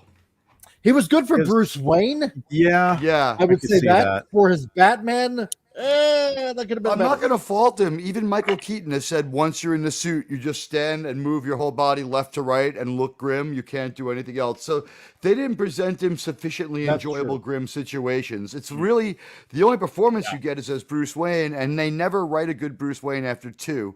And in 1 is arguably his best moment in that continuity where he puts the what do you call it? The silver salver underneath his silver serving tray under his shirt. He's like, you want to get nuts? I mean, that's like as much as we really get from Bruce until Val Kilmer. And then they try to do something with him in the next couple of movies. And it's not so great. Like we needed a Batman movie, not a Bruce Wayne movie. I like the Frank Miller version. That's why I always liked Ben playing it. Cause I was closer after to the Frank Miller version I found. But he was only aesthetically Batman as in that guise. You know what I mean? Like, that Batman is like, he's so Punisher. He's so grim. He's so like. That's the Frank Miller version, though. He's pretty messed up. He's pretty. He almost killed Superman. You got to remember, he literally had Superman dead to right. But here's he's remember this day. He said to Superman, "Remember this day," and he let him live after that. Yeah, the whole Dark Knight Returns. But we know from watching the director's cut of all these movies that the moment anything happens to Lois, he becomes Super Hitler and takes over the whole fucking world and tortures and deletes everybody. And Batman leads like a fugitive resistance movement against him. He is the worst Superman with the worst Batman in the Snyderverse. And I feel bad for Ben Affleck. He looks cool. That anti-Superman suit that he makes is great. But then you got problems. Now, Phantom Boomer says, I like that Batman, Patterson. Got to remember Bruce is effed up in the head. He did a good job, I thought. I'm going to disagree with that. Because I don't think he was like it was said earlier. He's too emo. Bruce was never emo. That movie was too disjointed, I believe.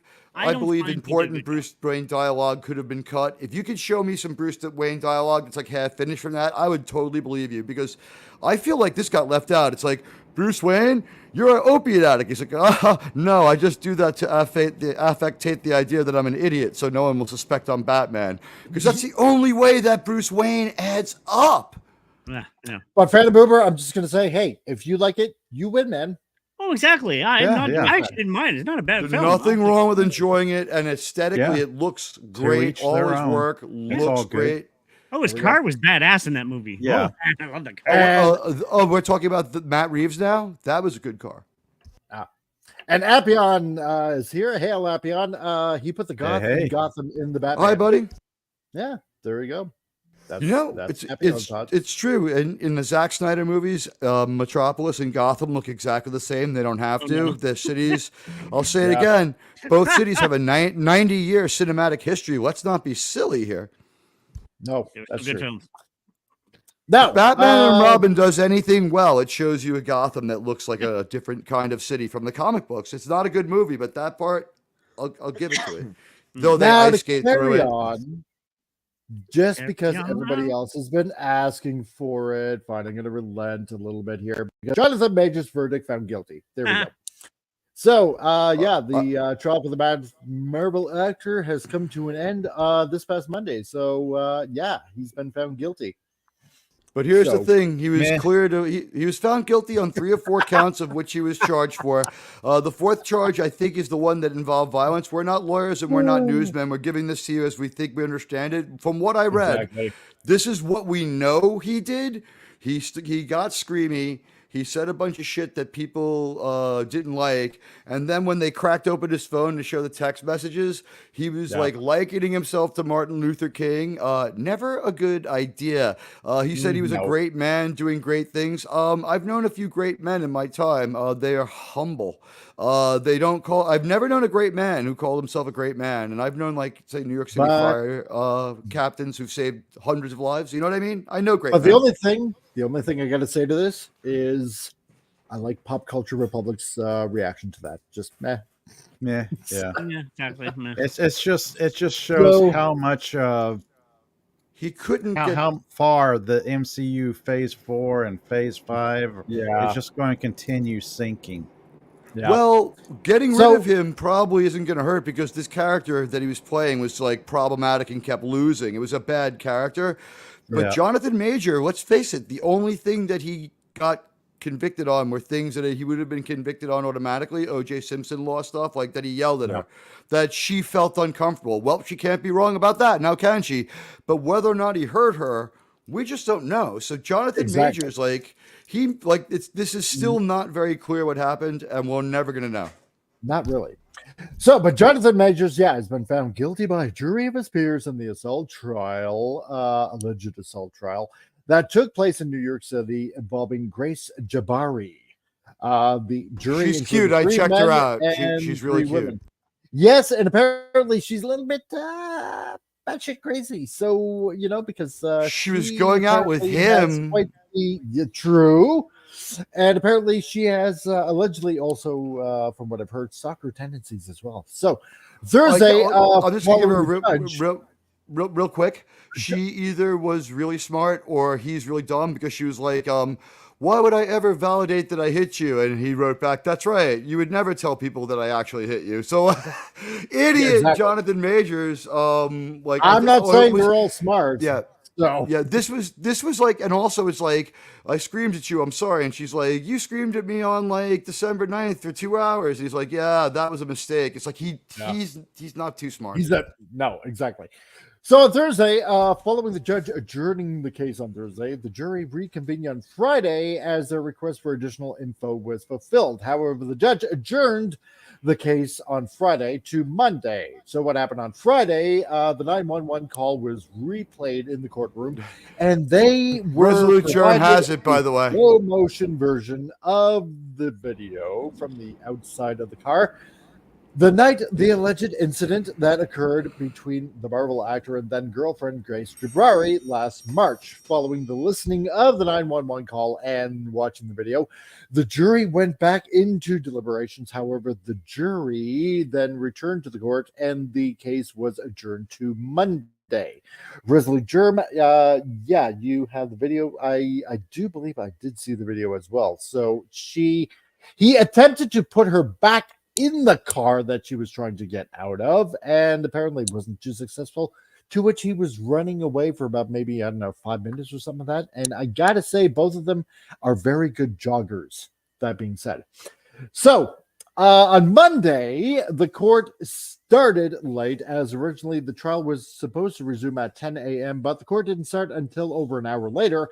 The jury again had more questions and requested additional info with a reread of charge 4, which is harassment in the second degree. Then replay in the city of New York. harassment consists of yelling at someone after they tell you to stop, or just following them while they walk away. Or after you get a text message saying "leave me alone," continuing to bother them. And here's the thing: you can go to jail for this. It's a felony. I'm pretty sure it's a felony, but you go to jail for this, and it's a matter of opinion. Sometimes you can really make yourself look bad. Listen, if someone ever sends you a text message saying "I don't want you to contact me anymore," like that's called legally operative language. Like if you then contact them again every time you do it, you're strengthening their case that they have you put away. So just don't be an asshole like that. When people say leave them alone, leave them alone. Why don't you give it a couple of days? Give it a while. Yep. It's sort of purpose. I didn't say I hit you when I hit you, and if you accuse me of that again, I will hit you again. Exactly. He codedly did say something that did suspiciously sound a lot like that. That's the best way to say it, because this is still in court. Right. And that's the one charge that was not able to be sustained. They were like, well, no one saw him hit you. And I don't think there was more to it than that. So the replay of car surveillance 1 video, and then they requested to hear the testimony by Grace's friend, Chloe Zoller, who previously testified that she gave her, Grace, ice for her finger when the two were at a party and did not notice any other injuries on Jabari. So, by the way, how come... just really quickly, his lawyer should have been out there with a doctor saying, and he has the means, this was a boxer's fracture from punching my client. Yep. Where was that? It seems like, just very quickly, it seems like he took the legal advice from his agent, and his agent's probably a lawyer, and he didn't get a criminal lawyer in time because he didn't need to get in even this much trouble. And I'm not saying to act this way. No. Now, when they broke for lunch, it's reported that the verdict was read that Jonathan Major stood facing the jury and remained completely still with his hands clasped and his face expressionless. So, at least all those acting lessons came in handy.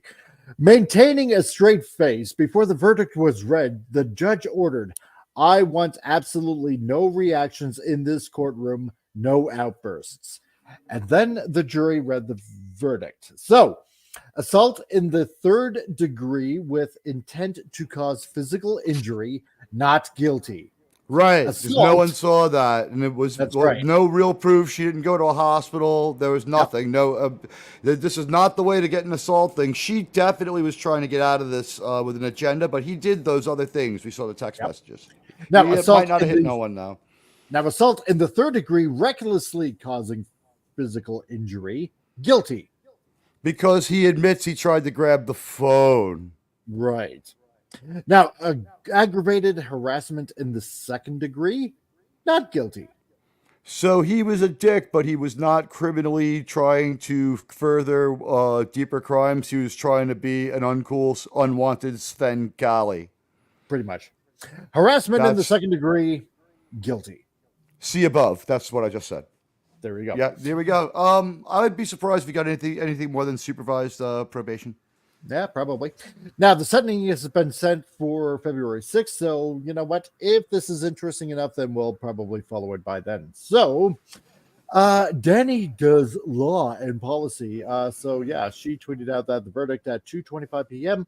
Yeah, so blah, blah, blah, what we just read anyway. So, good for her for tweeting. Yay, I guess it makes her feel important.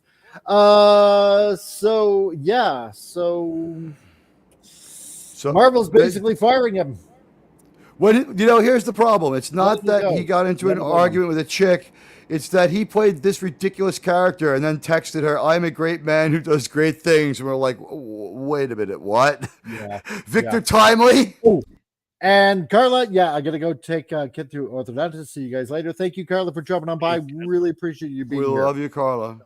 Yep. We love you, Carla. Thanks for coming on by. Appreciate it. So, Snorted Pooper Skew for aggravated failure to use correct pronouns. Yeah, he's guilty of that. Yeah, totally. It sounds honestly, this is the kind of thing that most people let go, but it's a relationship ender. The really bad screaming fight. That's what happened. And we got Cam's Crash Courses here. Hey, Cam. Hello. Hey, buddy. Hello and Merry Christmas, Yule to all. I'm listening AFK. Well, that's okay for you and for me because at least you're here and you're listening in. And yeah, welcome to the show. And hey, if you enjoy, do me a favor and hit the like button and subscribe if you can. I would really appreciate it. And become a member. On behalf of Cam, hello to everyone. He's AFK, so returning hails will be difficult for him.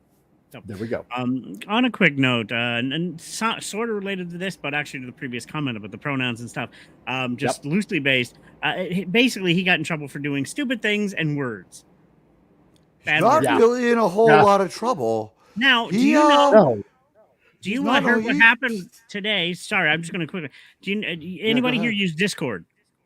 No. Oh yeah, a little. As of I think starting in the new year, if you misgender somebody, you're booted off and reported and everything. So see, that's gonna be very hard when you talk about someone like a person currently known as Elliot Page, because if you talk about Inception and you say Ellen. Now, is that correct or not? Because at the time it was okay and they identified that way. So like now we're looking for like everyone has to like file some paperwork as to what date it becomes hate speech to, it's like on this day, 51% was there.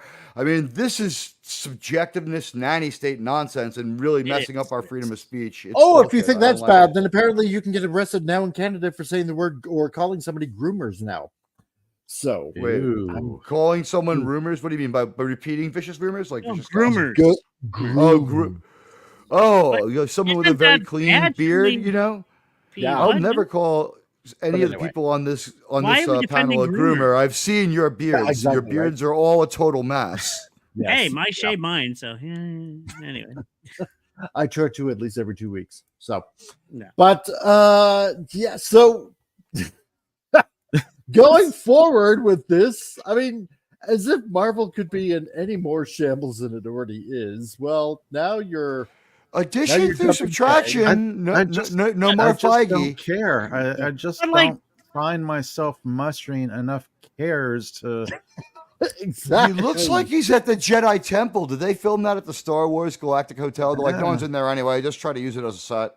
But his character's horrible anyway. He's he's lost all the time. No. Jonathan Majors is a great man doing great things. He said so himself. I read it. No.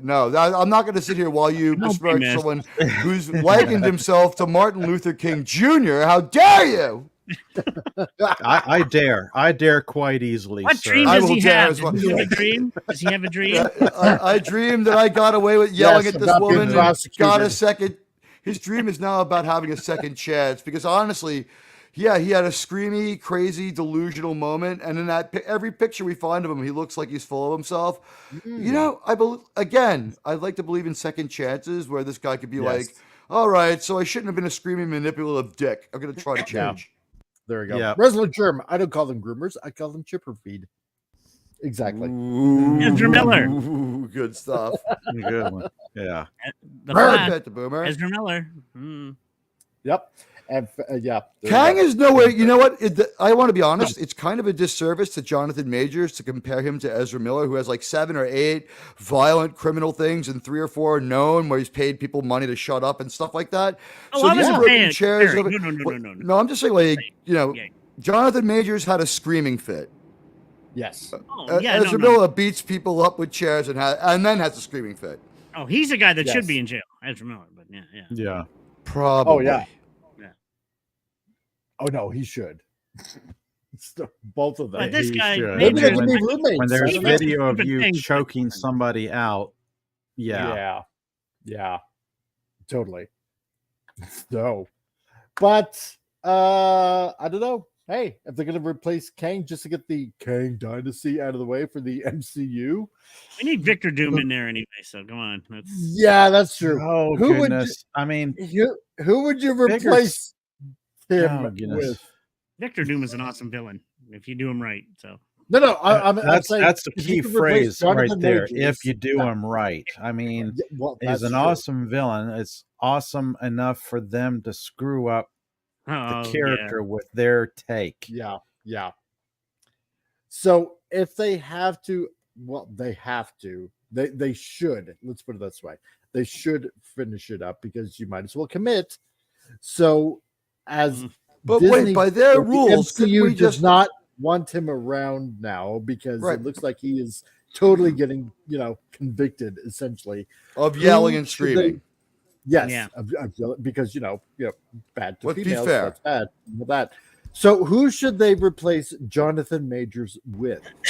A committee of different people. By his universal rules, you don't have to have one person, so replace him with a bunch of people. And remember, he's also a descendant of Sue Storm, so you could have that go in there. Oh yeah, Right, because he's Reed Richards' descendant, so most likely, unless there's some shit we don't know here. Yeah. So, any takers? Nope, not touching it with a 10-foot pole. No. They should just end it right now. They should just end it right now. Let it wither on the vine.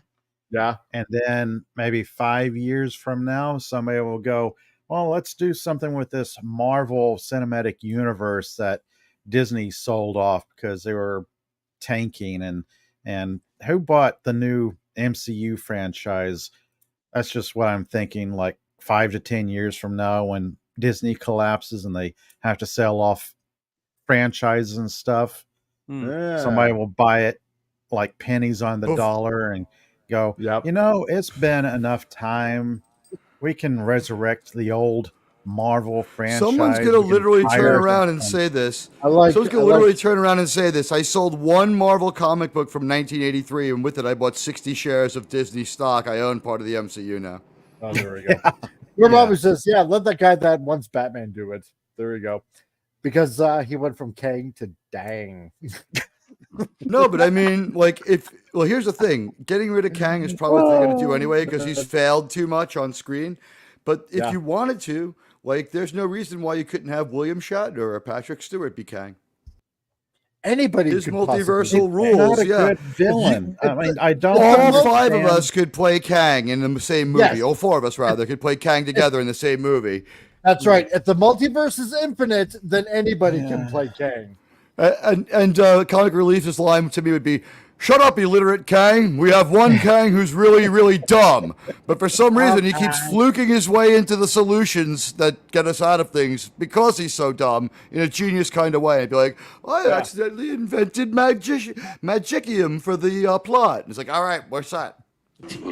I never bought Kang as a good villain because when you think what makes a villain good, what makes them set apart from the protagonist or the hero of the franchise or whatever, you can't relate to the villain. You don't understand their motivation. You don't know why they're doing what they're doing. That's Kang. I never really cared for him as a villain character. He was pretty cool. What is he doing? Why is he there? What is his purpose? And yes, he was clear about it, but he talked like such a goddamn edgelord that you needed to stop it, and you needed to turn on the subtitles, and you needed to watch that talk with Sylvie, and then they kind of buy back all those rules while this guy who exists outside of time has spent time in this place beyond time where his body shows the effects of time from being killed by Sylvie last year. The last 2 episodes of Loki, they did a better job of cleaning up the mess. I never watched Loki. Maybe it's something it's terrible. Maybe it's something I'm unaware of because I don't get the character motivation. Maybe I just haven't watched. It doesn't matter in the final 2 episodes. They power wash away. Hang on. Give us some more villains. Give us in the last 2 episodes of Loki, they power wash away the show. That's all I need to say on that one. Thanos was a great villain. He did a great job. So I was like, we understood Thanos's motivation. We understand. But how long do we tease him? Yeah. When do we see him first? Thor, the Dark World, right? Does he talk to Loki on an asteroid? We see him really early on. Yeah. Yep, that's right, man. I mean, Doctor Doom, we know who comic book readers know who Doctor Doom is. Yeah. Yes. We know what motivates Doctor Doom. We know why he's a villain, what he does, and why he does it. And you have Galactus. Galactus. We know. I would say anybody who's read comic books knows the villains in the MCU or the Marvel comic universe. The villains they're trying to put out now just feel haphazard, Yeah, Poorly Ken felt like placed. filler. He felt like filler. like He the- did. Yeah, they feel like B-list. filler. There's no substance to them. You have to No. have villains with substance. You have to have heroes with substance, and Agreed. that goes They're back showing- to yeah. writing. You have to have writing with substance. Now, you know Here, what? PCR. You know what? Here. Well said. Well Yeah. said. Exactly. Perfect said. You know Actually. what? Yeah. I just kind of like it. Just kind of dawned on me about something here, okay? Because and this kind of goes back to the stupid news that we shared, right, about the plagiarism thing. You know, Oh, but- yeah. that essentially, like, you know, people of color should be allowed to. They're not smart enough. Like, plagiarize. stop. That's right. No. That's right. You know what? I just kind of like it. Just kind of dawned on me. Okay. No. All right. The next thing you know, the president will be accused of plagiarizing. It has to stop here. because it's sending a clear message that people of color just aren't smart enough and therefore should be allowed to, you know, like essentially, you know, rip off work and stuff like that, right? Now, this kind of is almost the same thing what's going on in the MCU. Now, follow me on this, okay? Okay. Kang the Conqueror, okay? In the Mhm. MCU, what color is Kang? Black. Right. Now, in Guardians of the Galaxy Volume 3, the High Evolutionary, what color is the High Evolutionary? Purple. Black. Oh. In the Marvels movie that just came out, right? The three Miss Marvels, okay? Superpowered villain, right? Kree. What color is she? I don't know, but Black. three misses is a strikeout right there at the plate. Black. I now I'm Yeah. gonna go against that. Killmonger was actually an amazing villain. And, That's true. That's true. he was But badass. this is post Yeah. Endgame, Yeah, right? yeah, this is You have- good. Exactly. So you have essentially 3 black people playing super villains. that aren't. Yeah. Now, are you saying Disney and MCU, Kevin Feige, that you're saying that only black people can play super villains? Well, Can't say anything. They You really know, bring the criminality to the look screen to at, the audience. It brings it right home to them. look at the other Disney-owned franchise, Star Wars, and look at the character of Finn. The early poster work for the Disney trilogy, before we knew what it was going to be about, I was excited for Finn's character. I thought, Yes. a ex-stormtrooper who was who had switched sides, who wanted to fight against the Empire. There is a lot to work with there. But what did they do with his character? They did Make They him a made him a goof. shallow comic relief janitor. And Yep. I was the same way, Pop. I was big on him. I was like, you could do something with this. No, they gave us nothing. Yeah, him with a lightsaber. I thought that was going to be interesting. Okay, he's force sensitive. You could take his character and you could do so much with it, but instead They made it a Instead, joke they in the gave next him- movie. yeah, and They made it a instead joke. gave us what they gave us. By the way, I That's just want to say really quickly on disappointing. That's because on the that real topic. racists are the Hollywood execs. There you go. That's Yes. true. Very quickly, let's remember something here.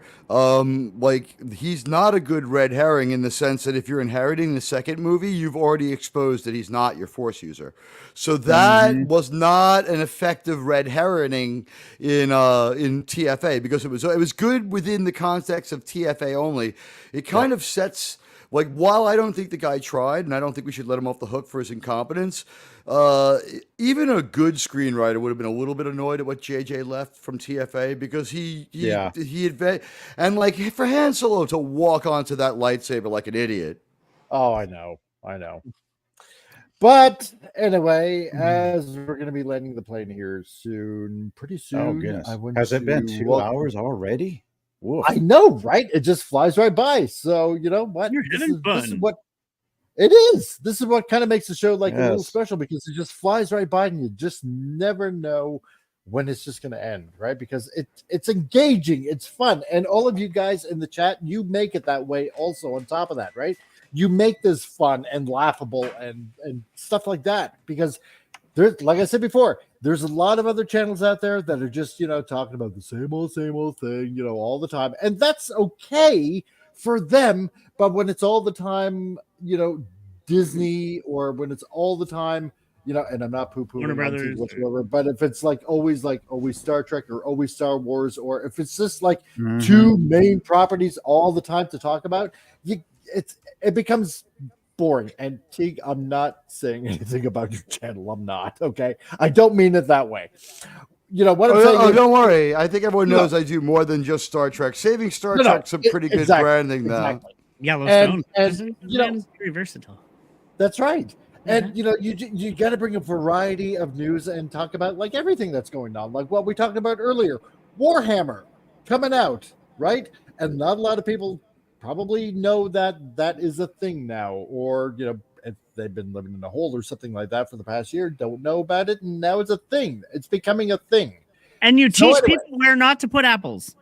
Exactly. And if it wasn't for Wendy, yes, we would not know not to put apples up your arse, and make sure you have. Well, no, most people basically already know, or else they will put shaving cream cans up your ass. So I want to thank everybody that was here in the chat.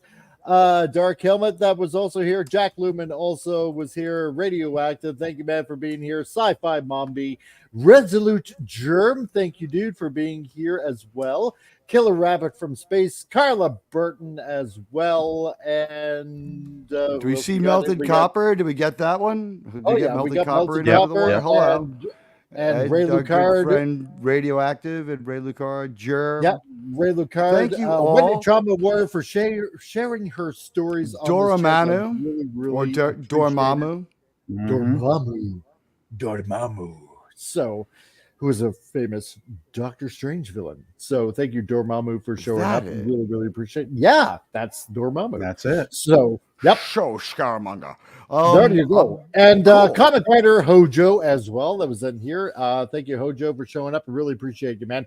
I got to get you on the show and to promote your comic book. So, dude, I want to talk to you. If you're still in the chat, then yeah, let's make something happen. Let's promote you, man. Would really, really appreciate it. Let's see who else was also here. Wes Cagle as well, who also became a member on this channel. Thank you, Wes Cagle. Really appreciate you, man. So thank you very much for joining in as a member. And we also have the Titan as well, and Pops was also here, and Stark of Iron as well.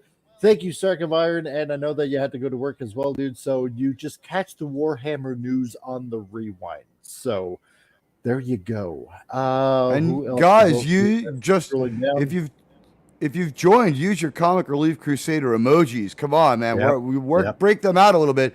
We didn't work on the 12.5-hour planning meeting for these emojis. The way it went down, that was one rough day at the office, and I think all four of us would appreciate it if you used them a little bit. And we love you all. Exactly. Real Wade Nation Gaming, that also hit 1,000. Welcome, dude, and thank you very much for dropping by. Melted Copper as well. Any Derivative Jill, Snortipupus Cuber, Phantom Boober Explorers, and also as well, Phantom Boober. Melted Copper, kind of true. That's about the Raimi Spider-Man stuff. Yes. They are kind of the same. They're good. Here's the thing. It was a really good movie the first time. It was. Appion was also here. Thank you, Appion, for joining on in.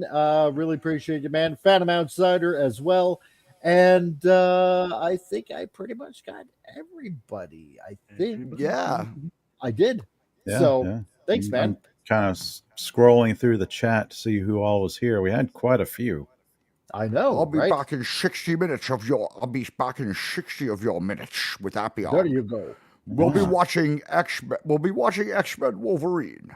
Wendy Trauma Roy also says, not all my stories from the FBI are stories, but it'll make you think, what the fudge? Exactly.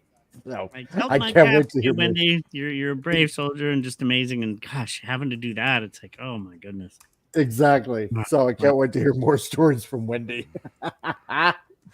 So that being said, Admiral T, got anything to plug there, sir? Well, I put this in the chat already, but to make it really easy, at the bottom of the chat, later on, I'm going to go jump over with Appion and hopefully talk for a while about Wolverine Origins. We're going to have a watch party, so I'll have a chance to sort of reabsorb it. I have enough time to watch most of it now, so come by at 6 for that. The link's at the bottom of the chat, and cool. I possibly on my channel too. We'll find out about that one, but you know what? It'll be fun to watch a movie with my buddy Appion. And the rest of this week, it's all up in the air. Check your notifications. Best way to keep in touch with me is to follow me on Twitter because, you know, that old YouTube, they will just kind of take away your subscription. So at the bottom there is my Twix, as I like to call it. It's Admiral_Teague, all capitals. Although I don't know if it's case sensitive there. But anyway, please follow me. There we go. That being said, yeah, I also want to thank Sci-Fi Mommy and Killer Rabbit from Space by being on the Rumble channel as well. Thank you very much, guys. I appreciate you guys just viewing over on the Rumbles. So, Pop Culture Republic. Yes. What do you got on the docket for you? Oh, I'm not entirely certain at the moment. I know I'm going to get a jump start on a New Year's resolution to put more live streams out there, trying to make maybe some kind of weekly schedule for my live streams, like Mondays and Fridays or Mondays and Wednesdays, some such thing, because I'm all over the place depending on when I have free time. The subs will start zipping up if you establish that kind of parameter. Yeah. And I am looking for more subscribers, so I keep hitting like 50 subs and then keep losing. So I keep hitting 50 subs multiple times, but yeah, it is what it is. Right. Let's get this guy over 50. Let's get him way over 50 if we can. All of you guys in the chat. Yeah. Do it. Do it now. If you can, help this man out. All. Yeah. I chat about anything and everything, sci-fi, fantasy, comic books, movies, TV shows. Right on, dude. The anime, two Come and Go Bizarro K-dramas. accounts seem to be everybody, right? Anyone else get that? I've seen a lot of people comment about dipping subs and dipping view counts over the past 3 or 4 weeks. Yeah, I've seen it kind of affect everybody. Yeah, I've been noticing that to myself. A little really tip, though, like you said, once you get a really steady schedule, you'll notice your numbers will go up. Once you get a time, it's just my problem is scheduling. Exactly, it's hard. Yeah. We'll have lives. I've heard a lot of episodes of this show, ladies and gentlemen. PCR gives you a really entertaining show. Oh, yeah. Thank you. And if you're an insomniac like him, it's a perfect show for you. So. Yeah, weaponizing my insomnia. Exactly. That has to be on like Hi, everybody. Again, what do you got going? I got more commercials in the works. I get to earn another $100 for a day of filming. I'm making about $300 a month now. Hopefully, I can get up to $1,000 if I can get more companies. I'm going to advertise myself as a social media advertiser, and that's my paying type thing. But I'm still behind the camera, so I'm doing my dream. I'm not working under anybody else. It's me. I'm doing it, but it's still hard. But you know what? At least I'm doing what I love. Exactly. Starting my channel, the actual Geeky Classic Leftist channel, I'm looking to do that in the new year. So I'll have everything up. I'm learning from these guys, from Teague, Pop, and you. So thank you again. I want to get it up by the new year. Yes, Foggy Brain still exists, but I haven't done it. It was a fun time to do, but it didn't really grow. It's a harder thing to do comedy on YouTube. It's really hard. So whereas just be myself, I can do that. So, and by the way, Teague, I got a question for you. On your Twitter, what happened to that scooter? What the heck happened? You should see the picture of it today. It was crashed about a week ago. At first, it was just cracked up, and I ignored it. But it's been sitting on the street. Today's day 11. I guess I'll be posting that picture after we get off the air. It's even a little more messed up, and there's a little more of it missing. Someone decided that those springs on there, after being set on fire 6 or 7 times, were useful and took some of them. And now it seems to be like, doesn't it feel like if we leave it alone for another week, it'll just seep back into the concrete? It's like a little less there. Someone finds the willpower to bash that up, hit it with like a fucking 2x4, and set it on fire again every few days. My hat is off to you. I wonder so if it's a modern initially, because those e-vehicles sometimes can catch fire randomly. It's a modern So it's a modern representation of modern art. It's a modern art masterpiece. You know what, Mike? Let me show it to you. Mike, let me show you what this was. Let me present it to our audience so they can understand. Now, if you follow me on Twitter, this is the kind of fun thing you get to see all the time. But here we go. This is what it looks like now. I remember seeing it. I was like, "What? Oh, geez, that's really gone now. That's worse than it was before." Holy jeez! And by the way, it did not burn when it crashed. It crashed because of negligence. It got set on fire later. Let me see if I can roll back in time and show you. Okay, so here it is last week. Yeah, that's one I remember seeing. Yeah. Ah, there we go. Wow. But look how much damage between here and now. It's like you can see erosion at work. There's ways to go around it. I know I want to get an e-mountain bike someday because I love it. It really does feel like the city is. It feels like the pavement is slowly reclaiming. Hey, Mayor, would you send the goddamn sanitation department to fucking Queens? Clean this fucking shithole up. Looking like Brooklyn outside. Oh, hey, Muslim Uncle, how's it going, man? Hey, buddy, good to see you, man. It's good to see you. New York version of chestnuts roasting on an open fire. There you go. The e-bikes melting into fucking Queens streets. What can I tell you?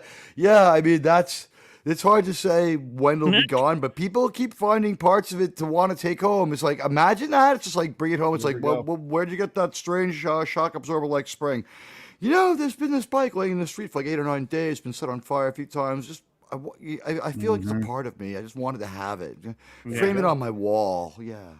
And so Pop Culture Republic, it looks like you got 2 new subs from Sci-Fi Mummy and Pentagon Sports. So there you go. Thank you. There you go, buddy.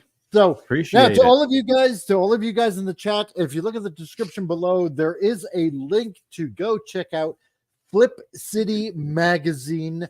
You can get a subscription there. They will also look what the Titan said about the scooter. Wait, just really quick under your muscle. Oh, okay. Yeah, we showed that scooter. Yeah, that scooter got what it deserved.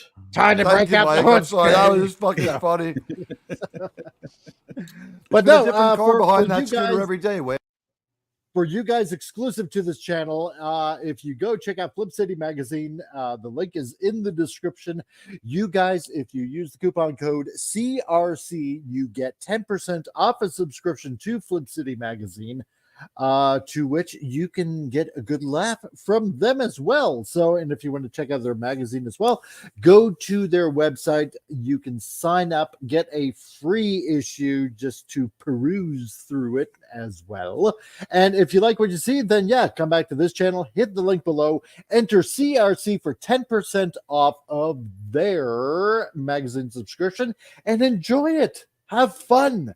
It's a way to, fight back against all this kind of woke crap that's going on in society today. You might as well get a good laugh while you're here and, get something that's actually worthwhile and worth reading and getting a good laugh. They are the modern day Mad magazine of our time. That's what I was going to say. It's basically, on the older people, they're like Mad or Cracked back when you're growing up on those magazines. It's amazing. Exactly. I would say, they make fun of everybody. It's just, so good. They're good with the art and they're good with the jokes. It's the rare combination where both things come together. Mike and I have had a lot of fun. We voiced Picard a couple of times. That was pretty fun. I got to say a word that rhymes with bigger, and other stuff like that. It was, but I can join in this endorsement. They're a lot of fun. Yep.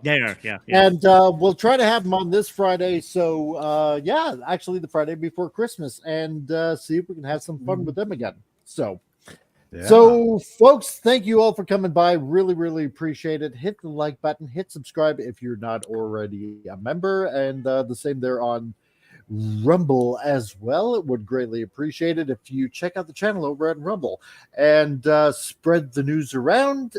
Hit the rewind button if you didn't make it in time, and we will see you on Friday with these illustrious geeky people that are here on this channel for more laughs and more whimsy, as it were. So from all of us here on this channel and this panel to all of you guys out in the chat, Thank you for stopping on by. Have a Merry Christmas if I don't see you next week, Tuesday. And to that, I say to all of you, goodbye. We love you all.